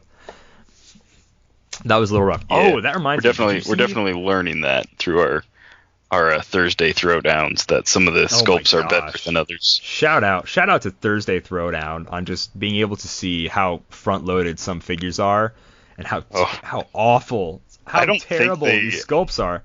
I don't think they actually did dial design. I think they were like, all right, like here's the first click. This will be the rookie version, so it does nothing. Here's the veteran's first click. Like somebody comes by and they're like, hey, Mark, you got the full dial yet? And they're like, full dial? Yeah, 15, 14, 13, 12, 11. That's the defense values. No powers. No need for powers. And the guy was just like, good work. Good work. Let's just print it like that. Let's go with it, yeah. Why would a character have a power throughout its dial other than, nothing? Pop a yellow ring on that bad boy and let's go. All right. It's like, what does he do? Come on, he's got a superpower. It's actually a superhero. I'm like, charge. It'd be like, leap climb. Yeah, leap climb. Or like whatever. It's like, panic. Leap climb. Close combat expert. Like, okay. Sure, buddy. That's what we're going with. Late dial willpower with the 7 attack. Late dial willpower. It's like, what does Avalanche do? Oh, he makes like rocks and stuff fall. All right, how do we have an energy explosion? I'm like, what? Is it the best we have right now? Okay, fine. Okay, the veteran will pulse wave. How about that? Like those are some sharp friggin' rocks there, bro. All right, Steve, whatever we're doing here. Did you see the like Reddit style AMA? I'll say his name, doesn't matter. Mark Tuttle on one of the Facebook groups where he was like, I used to work for WizKids. Yeah. Ask me anything. Did you see that? Like, yeah. Were there any like real standout? Like, it was kind of interesting, yeah. I didn't read through like all the questions. I imagine that stuff's changed quite a bit since he worked there. I think the bummer part is that he worked on it so early. Yeah. Like around the time they started doing cards and stuff like that, and then not after Thor. I don't think he made it past the change. From what I could be wrong, but like he didn't work on it for a time where we would have known what was really going on at the time. Like it was a totally different company when he was working there, basically. Right. Yeah. I agree. That was in the what Facebook page was that? Heroclix. I think it was Heroclix Collectors and Players around the world. Collectors. I don't think it was HIE. I'm pretty sure it's Collectors and Players. Yeah. Yeah, it definitely was. But yeah, that was actually a fairly interesting little read. Yeah, that was a really neat thing that happened this week. People like had to slog through really bad Heroclix stories and non-Heroclix related stories to get to here. But if you look it up, so I actually saved, like I had a screenshot of a comment.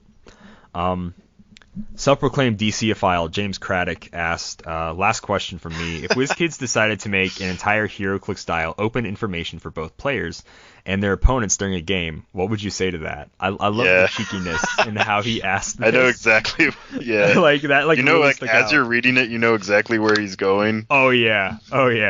And then Mark said, well, it wouldn't really be called Clix then. The evolving gameplay of the dial and the brilliance of its creation made the game amazing. I'd much prefer it the way it is. It's hilarious. What's the phrase? From the mouths of babes. Yeah. Something like that. Yeah. So it's like that's it. It's sad because this guy worked on it, and even all these years later, that it's kind of dumb. He's like probably unaware of the change, but he's like, that would clearly be a bad idea. Yeah. But that's not going to stop WizKids. This is why they don't send us product, by the way. They're like, you don't get one of 5 cosmic clashes that exist.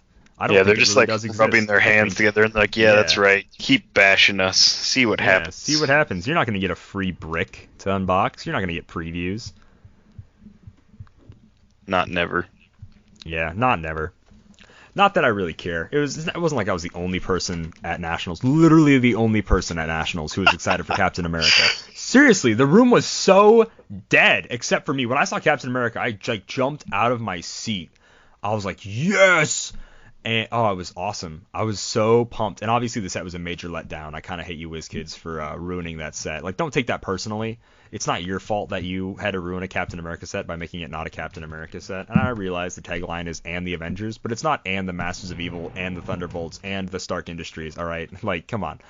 So and the Stark Industries. Like, if they're gonna be Avengers, you might as well make them related to Captain America. That Spider-Man straight up is not an Avenger, has the Stark Industries keyword, and is not related to Captain America in zero fashion. Like, he doesn't even have the Avengers keyword.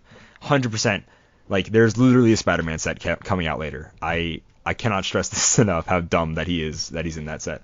So disappointed with that Captain America set. I was so excited, and then every single preview I saw, I was like, more and more disappointment.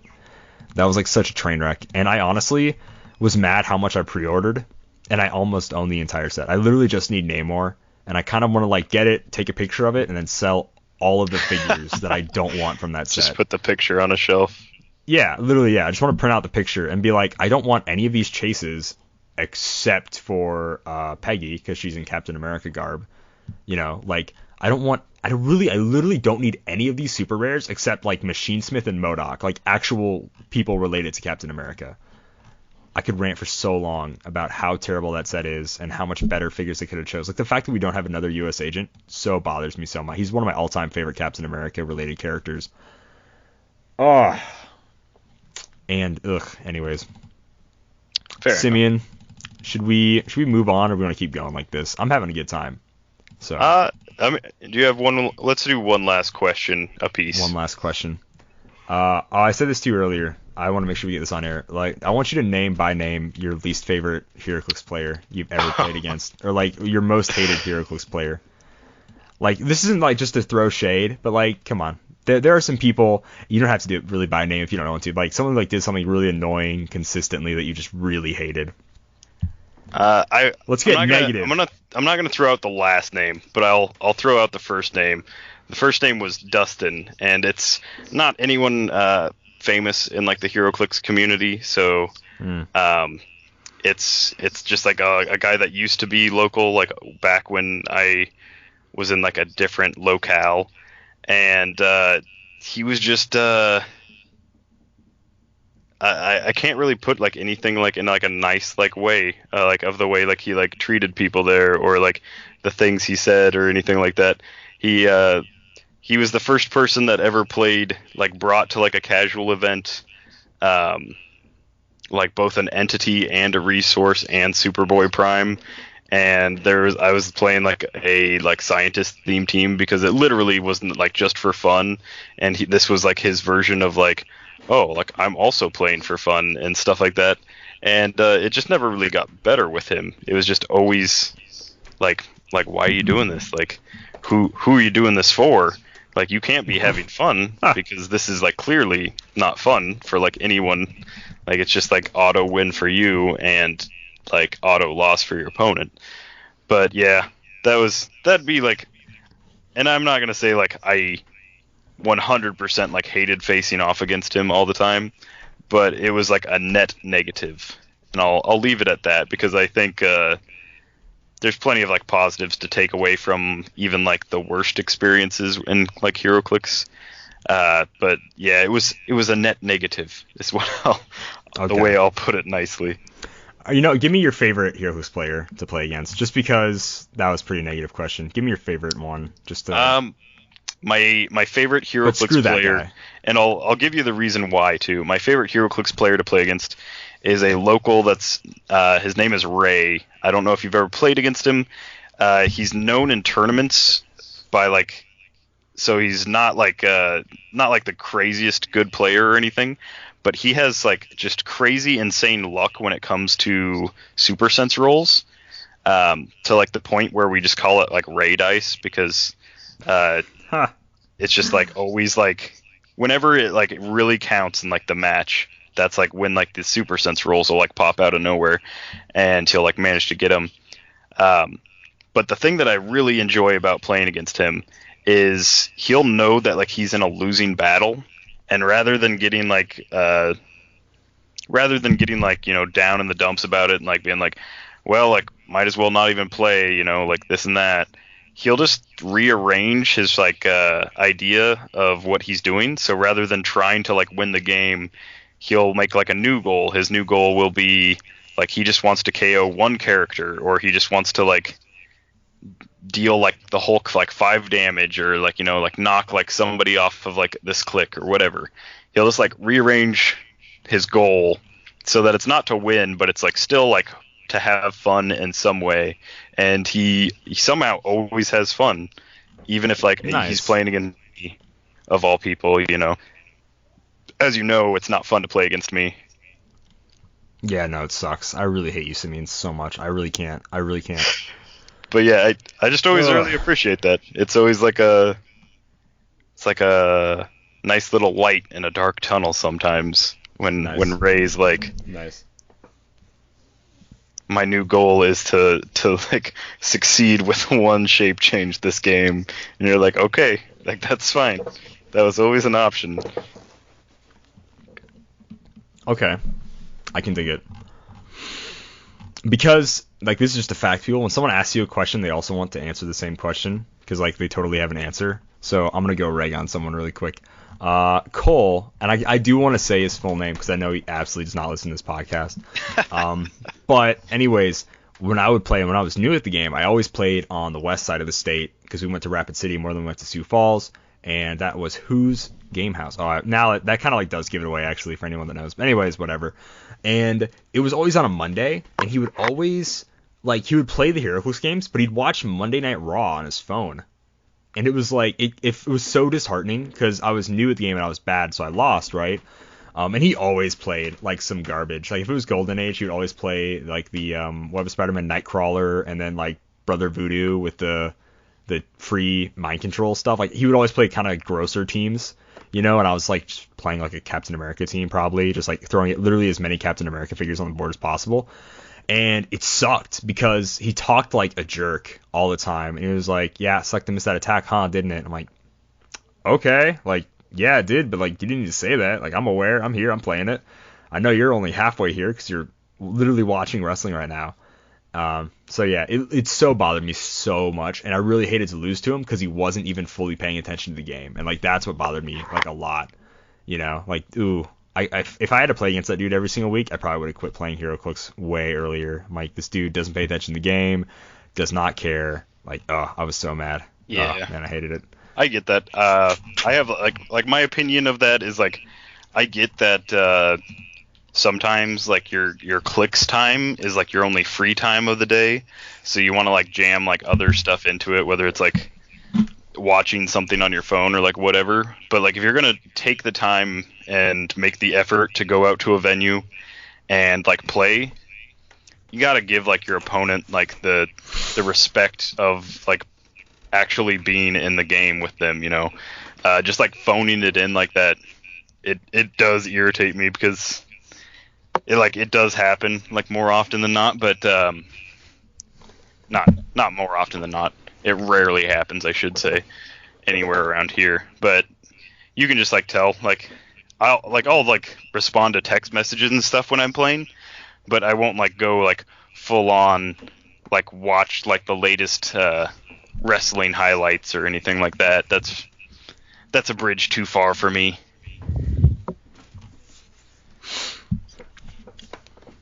Somebody I do like playing against is Hobbit, though.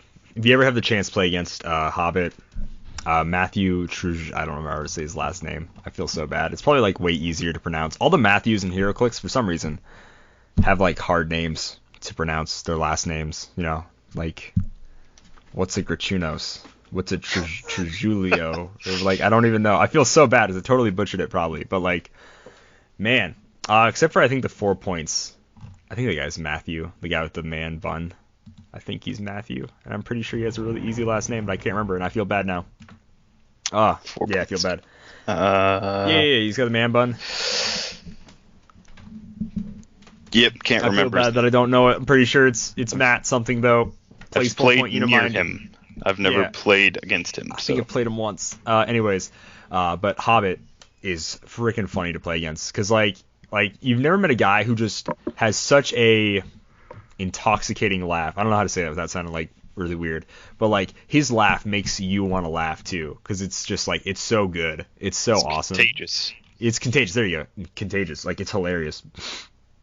And it's great. It's like you kind of want to make a joke just to hear his laugh again, because it's so unique. Like it's funny. And like any play is really fun too. Like I've only played him like 2 or 3 times, but like either way, like even if it was like a cutthroat like competitive game or whatever, we would just go outside and beat each other up and then come back in and finish the game, and it was awesome. Like such a cool guy. There you go. That's a different story. We'll tell that one later.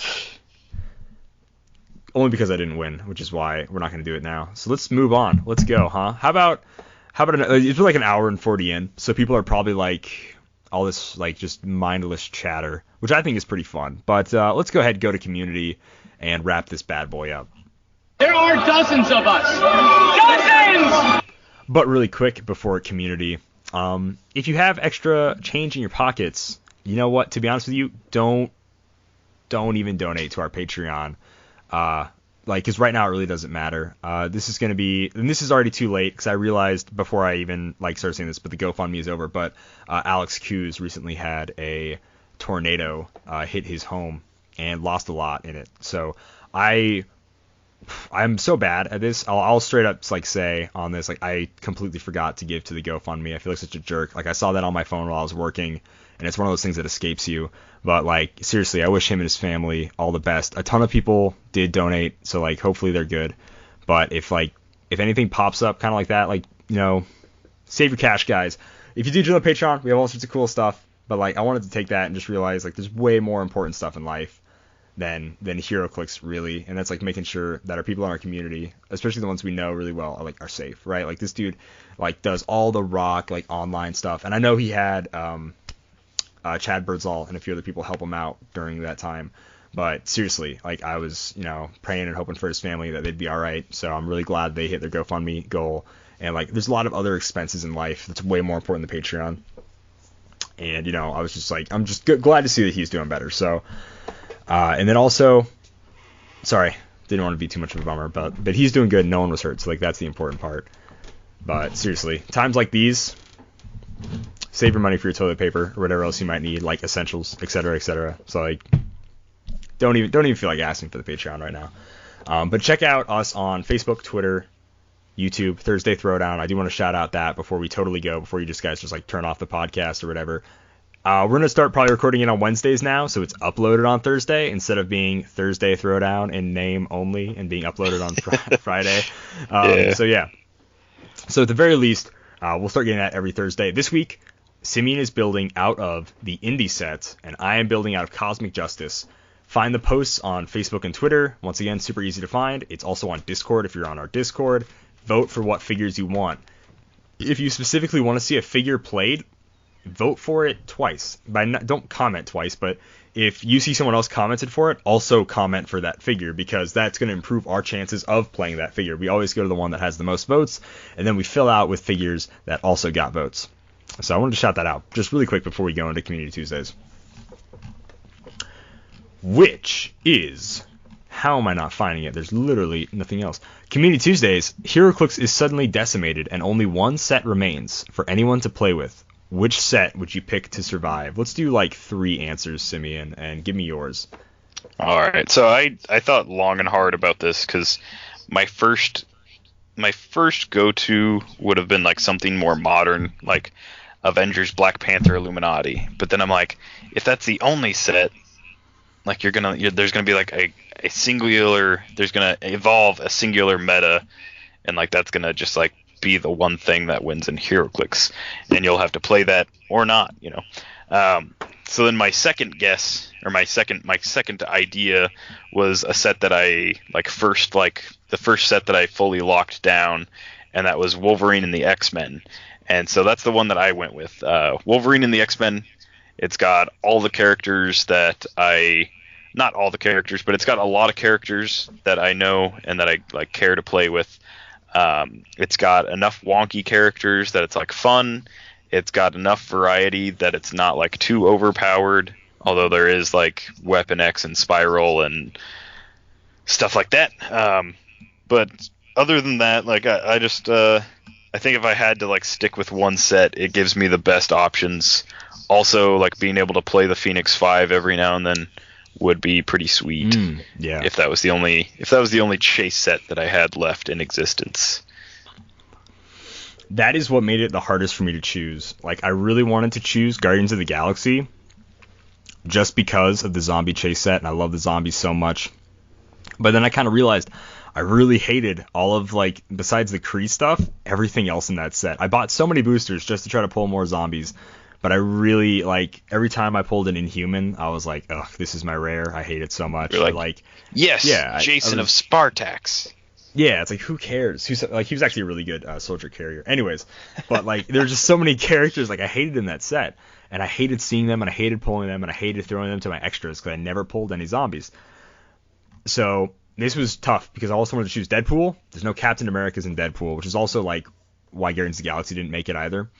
Even though I loved playing in Deadpool so much, I can't even choose Earth X because they ruined that set with Spider-Man. So I had to go with a set that technically doesn't have a Steve Rogers Captain America in it, but it's still a really good set, and it's Nick Fury Agents of S.H.I.E.L.D.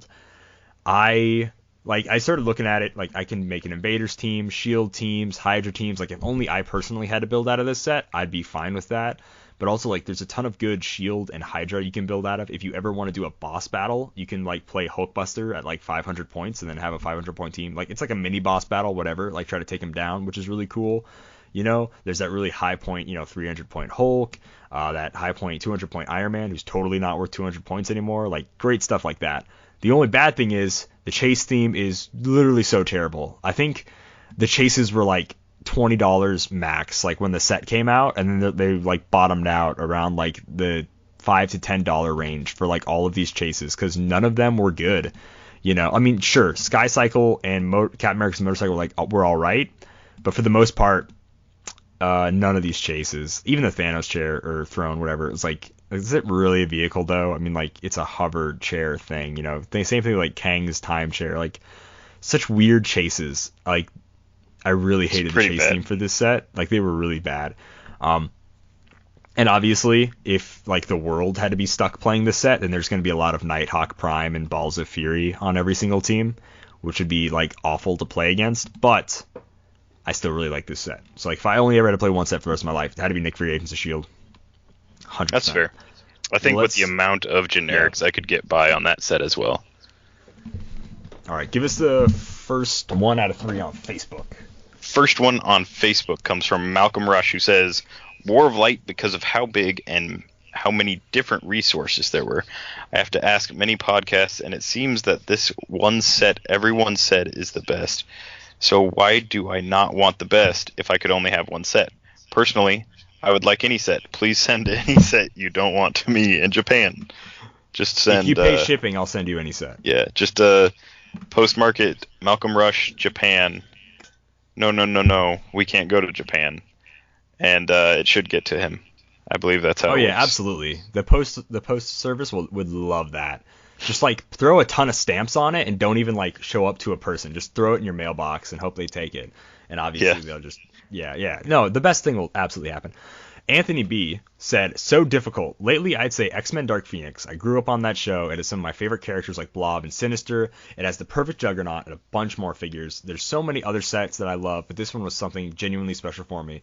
I could see that. You have a bunch of Colossals, so it's a really cool set. You don't have as many single-base figures, but like Colossals and stuff is pretty fun. So I can see that, man. My biggest problem with that set is, like, picking it was the Wolverine from it is probably one of like the worst Wolverines. He's not bad, but he's probably out of like all the Wolverines we've had in the last like 3 years, he's probably the worst.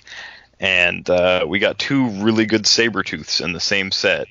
Yeah, like they can both take like a hit, and that Wolverine cannot. And that's like my one real bad gripe about it. It's rough because Wolverine was like one of the main characters who we followed, like for the most part. Like he probably had the most single character episodes.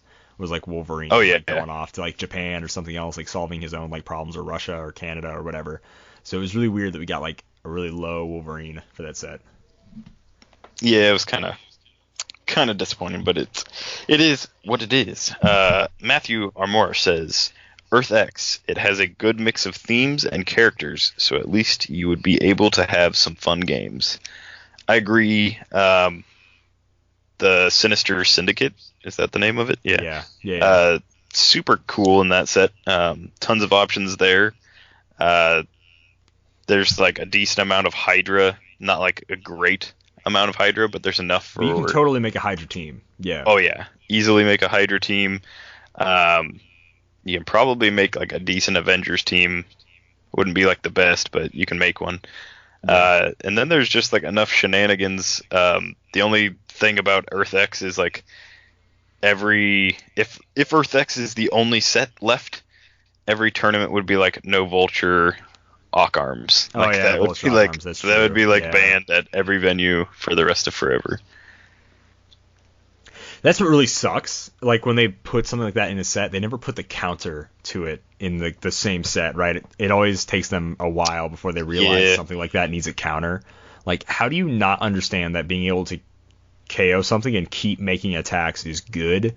And in the exact same set, you have something that gives it flurry and giant reach, which extends its reach, its ability to kill things. Like, come on. What's hilarious is Devin pulled Prime Vulture in Kansas City. We were at Kansas City, and he pulled Prime Vulture and like a Perplex or two, and he ended up winning Kansas City. And then the next day, we went to Des Moines, Iowa, and I pulled Prime Vulture, and I pulled like President Osborne, or whatever his name was, the like green goblin guy. President Goblin, whatever, President Osborne. Yeah.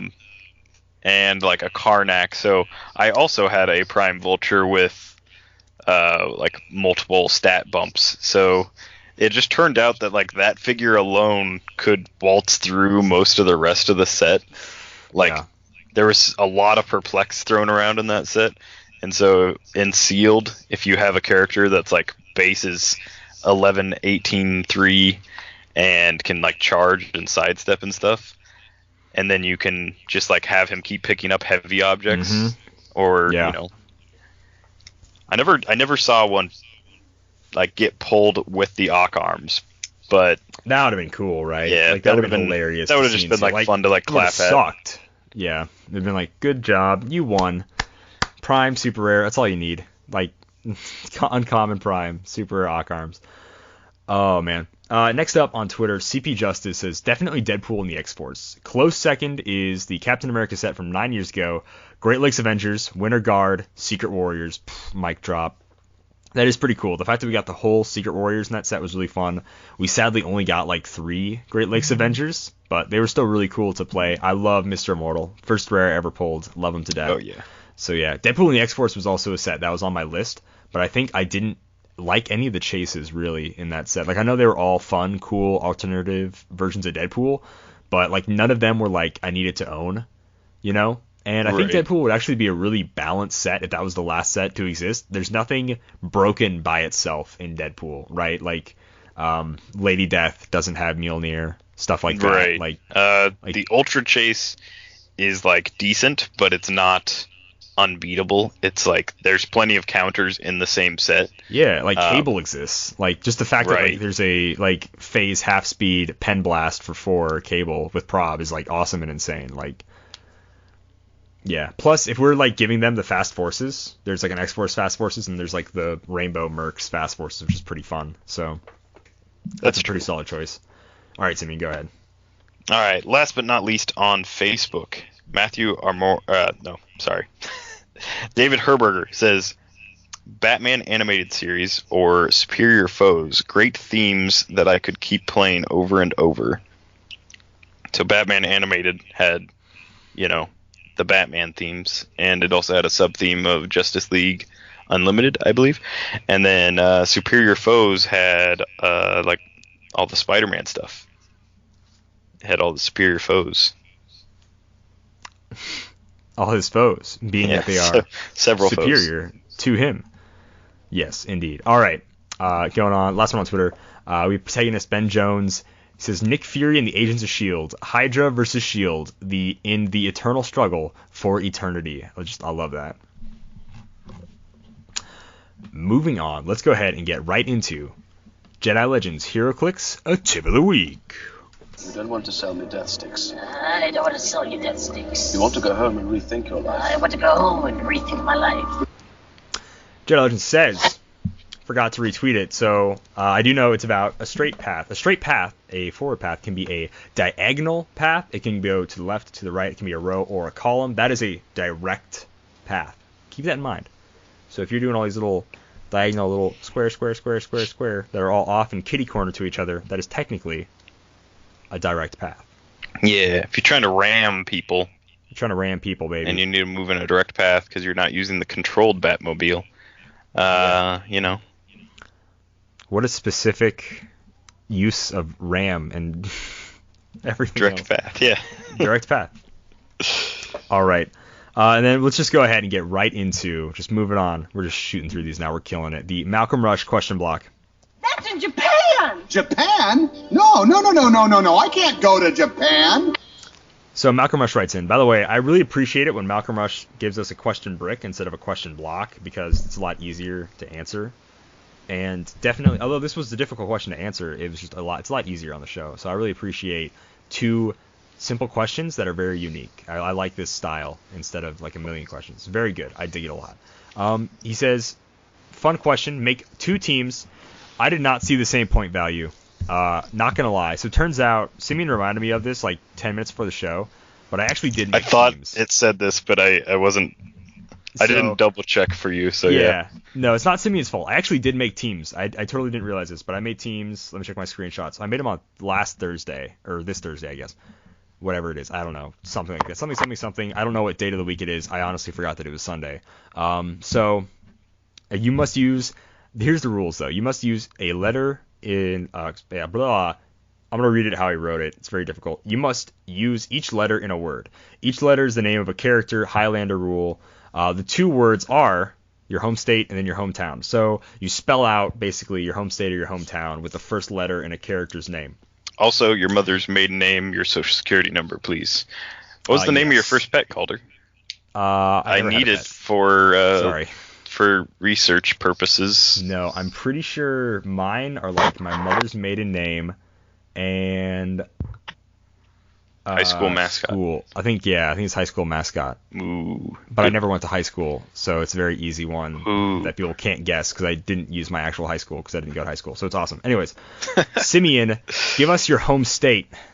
My home state is Nebraska. I was honestly curious if you were from Nebraska or yes, if you were born somewhere else. I was born and raised in Beefland, Nebraska. That's the name. That's the name of the town. No. That'd been hilarious. That would be. I kind of want to like buy like a village Beefland, now and name it that.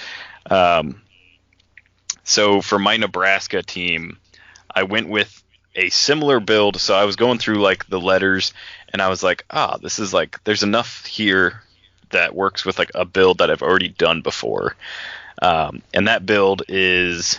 So let's start off with N. That's Nightmare, the 135 points LE figure. he has a 14 attack with in-cap. That 14 attack is important. The in-cap is not. Let's see. The next letter is E. We went with Etrigan the Demon from the Flash set. Not every Etrigan has the monster keyword, so that's the only important thing about this one. This is the one that switches dial between Jason and Etrigan. Next up was Barbados, which is the B, and that's the real backbone of the team. Barbados gives all monster keyword characters the Batman enemy team ability, so Nightmare gets to share his 14 attack with the rest of these guys. So after B, we've got an A. Nope, that's not how you spell it. It's an R. It's an R. Yep, that is how you spell the state that you were from. I didn't put the characters down in order, so I'm just guessing as I go. So for R, we've got Raven. Pretty easy choice. The little 50 point from Rebirth. I think it's Perplex, Prob, carries other monsters. Just like all around, it's pretty decent support figure. The first A is Aquaman from War of Light. That's the Black Lantern shark fighter Aquaman.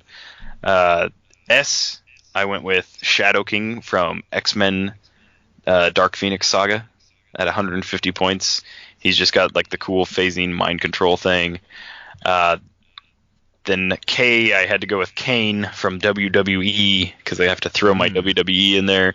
And then the last A, I went with Armus from Star Trek, a figure that I still have not gotten, but he's the black goo monster that he's only in one episode, and he only does the one thing, but he does it well. Wait, they made a Star Trek figure that was only in one episode and only really does one thing? He's 200 points, too. Oh. Yeah. What? Really? Yeah. Is he? Oh, wow. It's a big beefy boy. So that's the state. My hometown, if you can call it that, it's a village. It's called Funk, Funk. So is it really? Yep, Funk, Nebraska. There is a gas station, and if you want more than that, well, you wanted to go to Funky Town, kind of. Not Funk the Village, which is not the same. So for that one, I had to make up. So my first team came up to 999 points. And, okay. Because it was just, I wanted to do people. like a monster theme, and Yeah. a lot of like the A and the E and stuff was kind of hard to find like a cheap figure for that. So it ended up costing a lot. And so now I have to make 4 figures that make up the difference. Yeah. So for this one, from the Superman Wonder Woman set, Firstborn. I normally wouldn't play this guy. He's kind of overcosted at 200 points, but he's just like a Kryptonian monster dude. Kind of cool. I also, for you, I went with Ultron from Age of Ultron set. The Age of Ultron chase from the set. This is the one with like the 6 arms at 250 points. Oh, gotcha. For N, I went with Nemesis from Giant Size X-Men. That's the 400 point.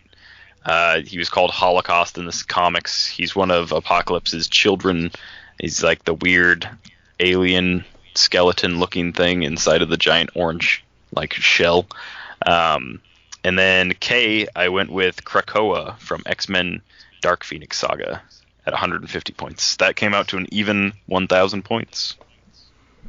And then nice. Second part of the question is, which of these 2 teams do you want to try and why? Definitely not the second one. It just seems awfully thrown together. Like I almost just picked letters and point values because I had to fill in really high points for them. Ultron's the only figure from that list that I actually want to put on a team. So it's definitely the monster team, giving Etrigan the Demon, Kane, Aquaman, Shadow King, giving all of those characters a 14 attack would be pretty fun. All right, I dig it. I really wish I would have known. I really wish I would have paid attention and read better that they had to be the same point value, because I was not about to remake these teams with my long state and hometown name. Simeon did say like at least they're both the same length, but I made two wildly different point valued teams, oddly enough. Home state is South Dakota, 2 words. I didn't have a character for the space, so don't worry about it. I decided to build all out of Lord of the Rings and Hobbit sets for this one because they had the weirdest names, and I figured there'd be some... It's the O's and the U's that kept getting me caught up. I couldn't find someone whose name started with O or U in like a normal Marvel like DC set. But like in the Hobbit, you know, there's Ugalik. I'm like, yeah, there we go. That's what I'm talking about. So for S, we had Strider. For the first O, we had One of the Nine. That's his name, I guess. For U, we had Ugalik. One of the Nine first Kings. T, for T, we had Thorin Oakenshield. For H, we had Hunter Orc, so that is south. Then for Dakota, we had Dwalin the Dwarf. So long. The first A is Aragorn. The K is Killy the Dwarf. The O is Oin the Dwarf. The T is Thandril. I actually accidentally pressed Toriel when I did this, and I'm like, no, absolutely not you are you going to be the T in this team. You're not allowing any elves, it sounds like. Well, Thandril's an elf. Is he? Isn't he? I don't know. I honestly don't remember. I don't elves. know. I do hate elves. Okay. So. Then the last A is Azog, the white orc guy, whatever he is. Yeah. Then my hometown is Kennebec, which is spelled Kennebec. Beautiful town. Love it. 200-ish people. Great town. 2 big elevators, huge grain elevators. One's like a multi-million-dollar one that we built because the railroad's coming through, and it's actually a super busy elevator. They actually do a lot of grain and stuff through there. Anyways, that's what an elevator for a small town is. A grain elevator, not a just elevator like in a hotel, basically. Grain elevators, right? A bunch of big silos. Because in cities like these, yeah, a 2-story building is tall. Like that is like, wow, what you're trying to build the Tower of Babel here? What you doing? Really what you doing climbing to the sky? Spider-Man would have a hard time swinging in Nebraska, I'm saying. That's why I'm saying Spider-Man 3 Home on the Range is going to be really tough for Spider-Man. Like he's going to have nothing to swing. Like there's no other home that he could possibly go with for his 3rd home movie, so yeah, like he's going to have a tough time, Spider-Man 3 Home on the Range. So no, Kennebec, I built an Asgardian theme team, and it is going to be King Thor, Executioner, Nurkod, Null, Eitri, Beta Ray Bill, Enchantress, and then Captain America for C. So that's I'm guessing that one's more points? It's way more points. So the Lord of the Rings Hobbit team came out to, I didn't even try to build to an even point value. I'm sorry, guys. 815 points. Okay. The Asgardian team came out to 1,499 points. Oh, jeez. So obviously we don't have to play Enchantress at full points or Beta Ray Bill at full points. There are no other Asgardian ends besides Nurkod and Null. So we could probably bring King Thor down to like his 200-point line, and like if you're already playing King Thor, you might as well play him at full though. Yeah, because you're already playing a Golden Age like high point game. Yeah. So like the Asgardian team, we could probably knock off like a good 200-300 points and bring it down to like 1,200 or whatever. But like that's literally there's only 2 ends, and they're like one is 215 points and one is 300 points. Those are the only Asgardian end characters. It's very tough. I want to play this Asgardian team. Like this team, like I built it and I'm like, this is actually a really cool team. Yeah. Like any team with King Thor is cool, but we also got like Executioner, Captain America, Beta Ray Bill. Like this would be a gnarly team to play. So, and the fact that like I was just looking at letters. By the way, didn't know there was a function on HC Realms that you can type in name begins with and then hit the thing in advanced search. Did you know that? I didn't know that. No. That would have made this way easier. Yeah, at the very top of advanced search. Okay, it's under figure information, so it's not the very top. They have so many search options that they do that are literally useless in 90% of the context. Yeah, like names that begin with or end with or is. So you can type in everybody's name that is whatever. But I'm like, isn't that literally what quick search is? Yeah. The name is. So yeah, it's kind of weird. Also sculpted by like Sculpted by. Probably the least useful. To know who the sculptor is. Like the least useful search function on HC Realms is sculpted by, unless you are the sculptor and you just want to like be like, oh, they missed one. Yeah. Huh. Like, oh, how dare they? And then you message Typhon and you're like, hey, I also sculpted this one from 17 years ago. Absolutely. So yeah, that's our Malcolm Rush question block, and thusly the end of the show. So I'm ready to call it a night.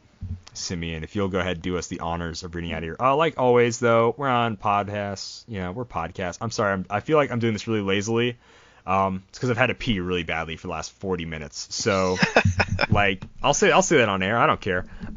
Check us out. iTunes, Podbean, YouTube, wherever podcasts are found. People find us on like all sorts of weird podcast apps apparently. So, if you have a buddy and he's like, I don't have an iPhone, I don't care to listen like to these guys if I can't easily find them. Hey, just tell them to look up our podcast. Spread the good word of Dial H, like Chris used to say. Do all that fun stuff. Absolutely. And I know this podcast is really long. Some people might not want to listen to it. I had a great time. I really hope you enjoyed the podcast. And if you did, let us know by leaving an iTunes review. It is so cool getting an iTunes review because like no one leaves those like ever.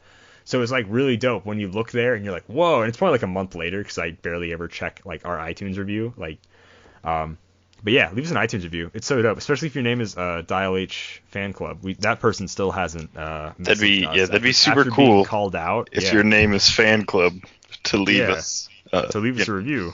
Yeah. And with that, I'll say that Dial H for Heroclix is brought to you by CoolStuffInc.com. You can find cool stuff in stock every day, from the latest Heroclix singles and sealed products to, some board games, or maybe you want to try one of those card games. Maybe you need some dice and accessories. Check them out at CoolStuffInc.com. Happy trails.